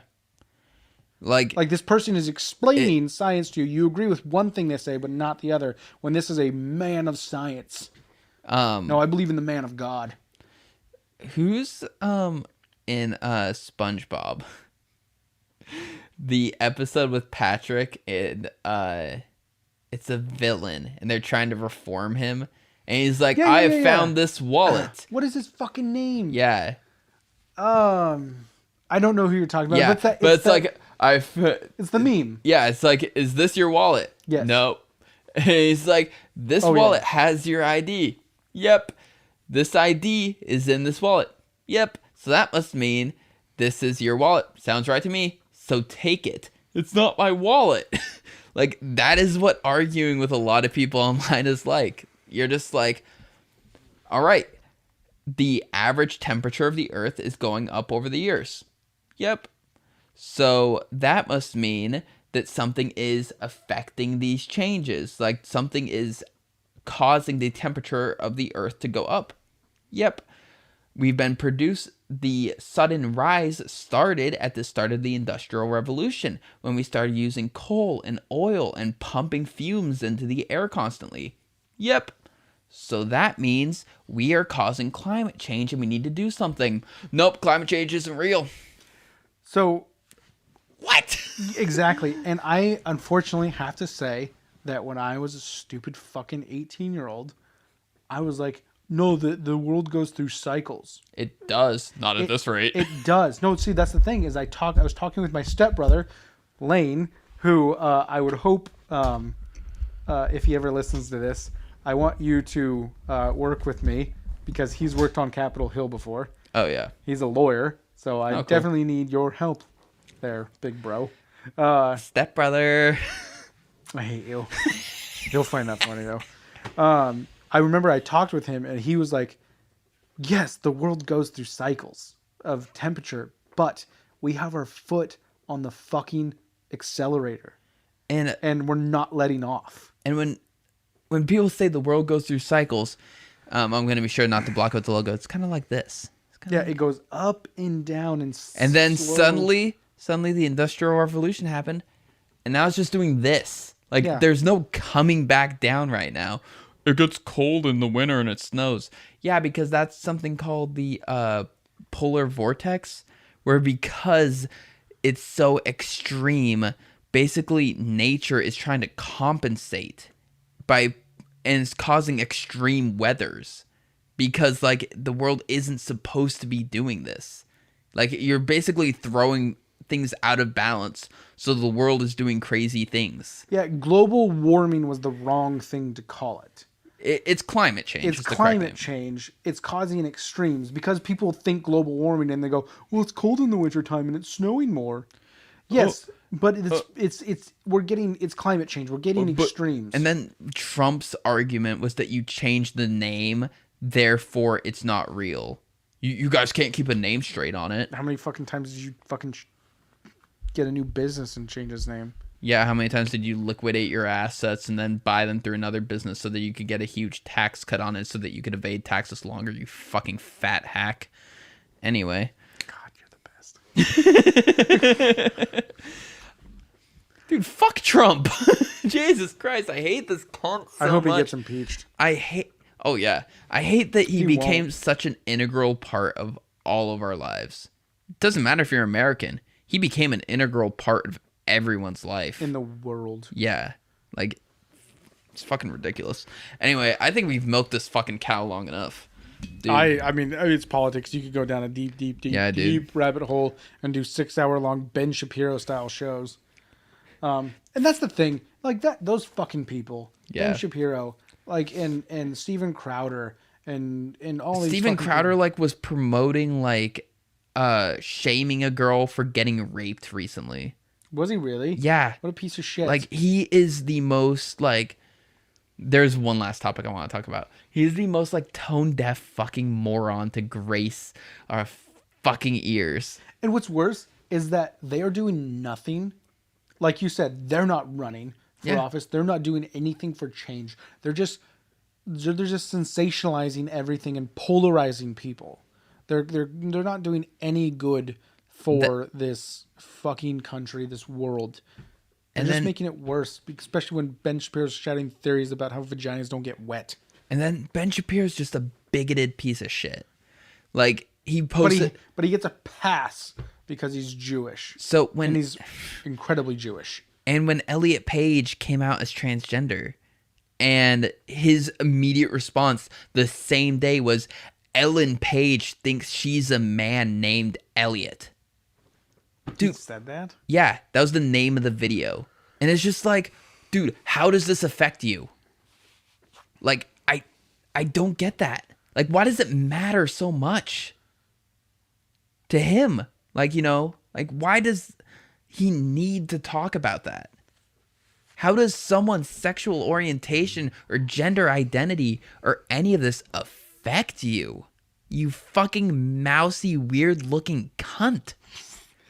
I mean, especially when he has his own religious beliefs that are so prevalent in his life and dictate so much of his life. I feel like the religious part of it plays a part in it, where because you think that person is going to go to some sort of horrible bad afterlife. Yeah, some horrible afterlife. Because your religion says so, but that person doesn't believe it. Like, we all believe in politics. Yeah. Right? So therefore, you know, you can have a say in the politics of it. Yeah. But we all believe in the reality we all share, but none of us are existing in an afterlife right now. So why do you think your alleged afterlife dictates my current existence? Yeah. Like, based on the scientific method of, like, understanding and observing, everything around us is real. This is all a truth that we are living in. The world around us exists. Mm-hmm. You can't scientifically prove that religion is real. If you believe in religion, I'm not saying you're wrong. I'm not saying science is disproving you. I'm saying science can't answer it. Science can't say yes or no. People think, like, immediately because science can't prove that religion's real, that means science says no. Science says it doesn't know. And that's why it's literally you just have to believe. And it just blows my mind that people think, like, they have to fight this battle for their religion. Just believe it. That's all your Bible says you need to do is believe it. Fucking dopes. Well, and what's funny is most religions, especially Christianity, all you got to do is fucking say, I'm sorry, and you're good to go. Yeah. So, yeah.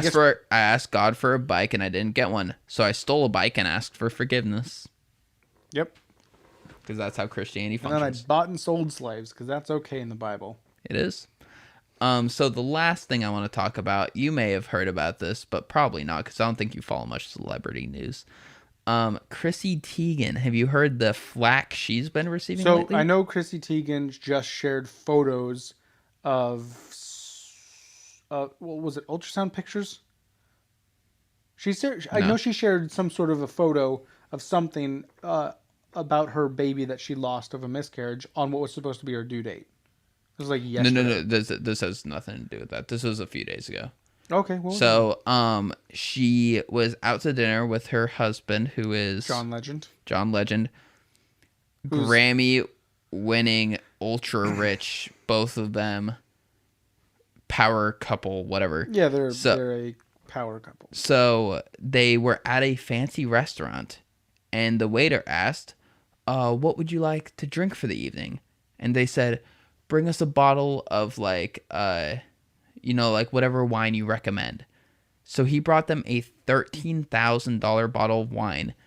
Didn't tell them it was a $13,000 bottle of wine. And when they got the bill, they were just like, what the fuck? That bottle was $13,000. Because, like, no matter how rich you are, it's just like, what? That's still a lot. So she posted a picture of the bottle of wine and the receipt about it and the story of what happened. And people are like, you're so tone deaf. I'm going through this struggle and that's what you're complaining about. It's like no one was addressing the fact on these social media rants about how celebrities are so tone deaf that this waiter literally just fucked these people. He just brought them a $13,000 bottle of wine. Here you go.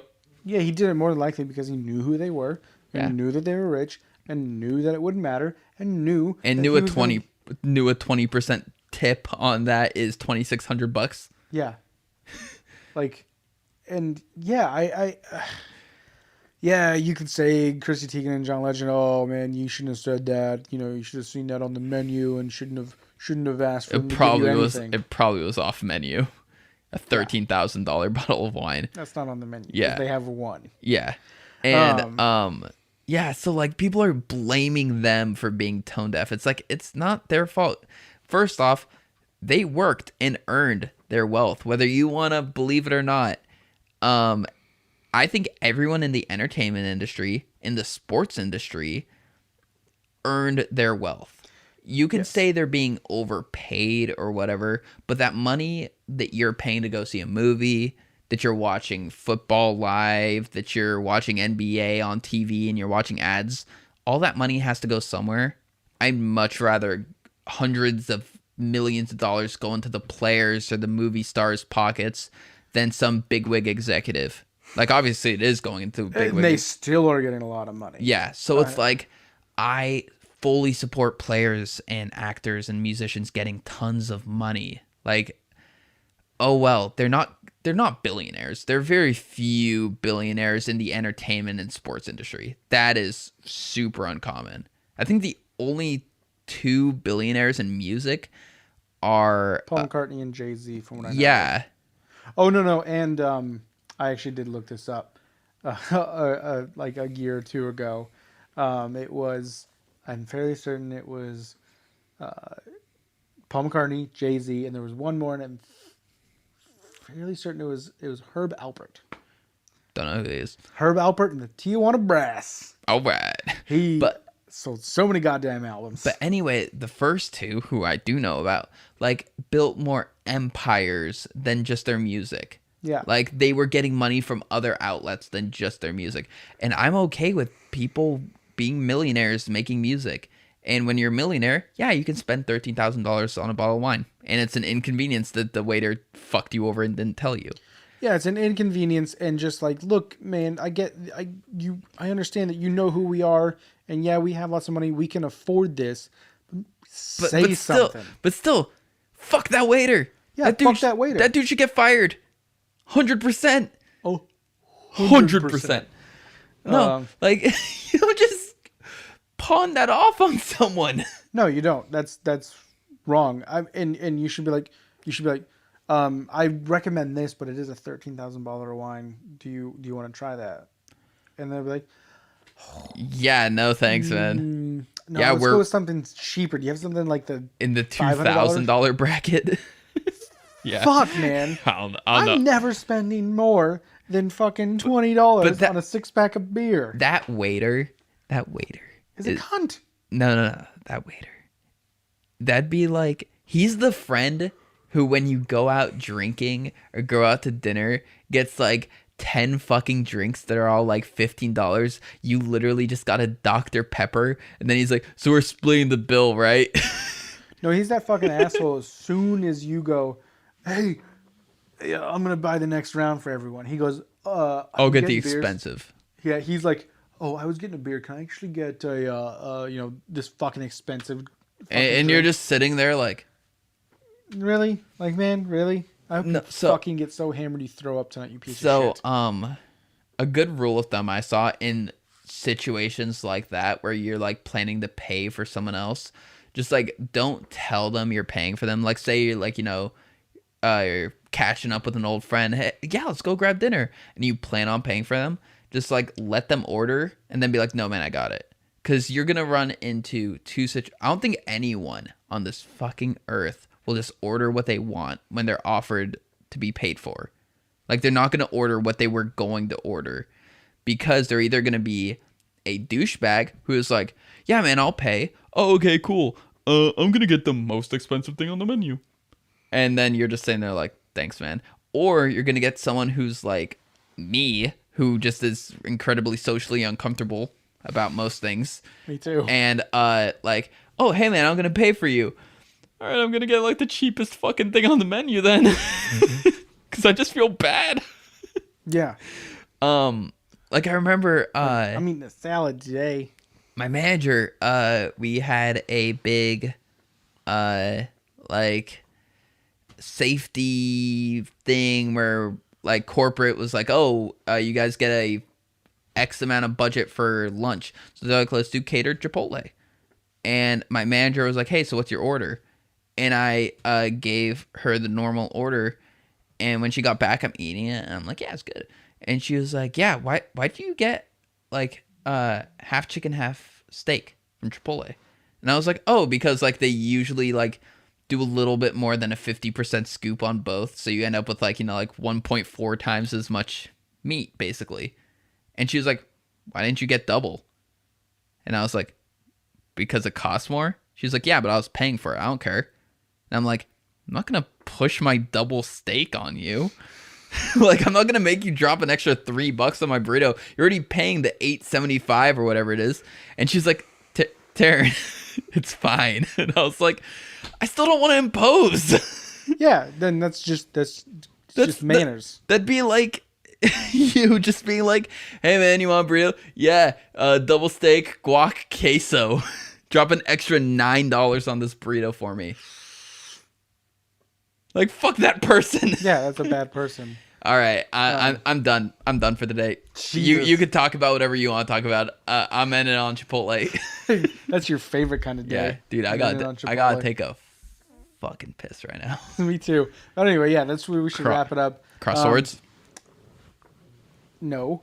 But anyway, so yeah, like I said, you know, I'm planning on running for office. Anyone who has any campaign experience, please reach out to me. I definitely need all the help I can get. I'm planning on doing this grassroots, not taking any. I don't even really want to take any donations. I just feel like word of mouth and going door to door and getting big, you know, viral videos going out there is going to be good enough. I don't want to definitely not taking any corporate money. That's dumb. So reach out to us. Surprising Twit on Twitter. Surprisingly Podcast on Instagram.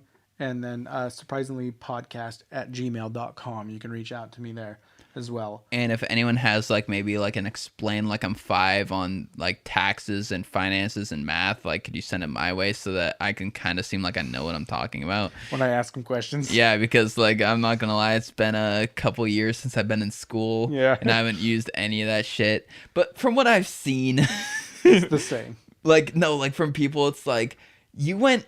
So, like, you graduated here, you went to community college to get to here, you went to university to get to here, and you need knowledge that's down here to do the fucking job. And it's like, why did I go up to here? I don't understand. They're like, oh, just to make sure you got the good work ethic, you went basically. Up to here so you could trick the people who were down here. Pretty much. It's accounting. Yeah. Why do you think Trump paid $750 in taxes like 5 years in a row? Because he's worse than... he's not worse than Hitler. He's worse than Gandhi. Okay, so bring it full circle. Reach out to us. This has been a fun podcast. This is us r/signing off.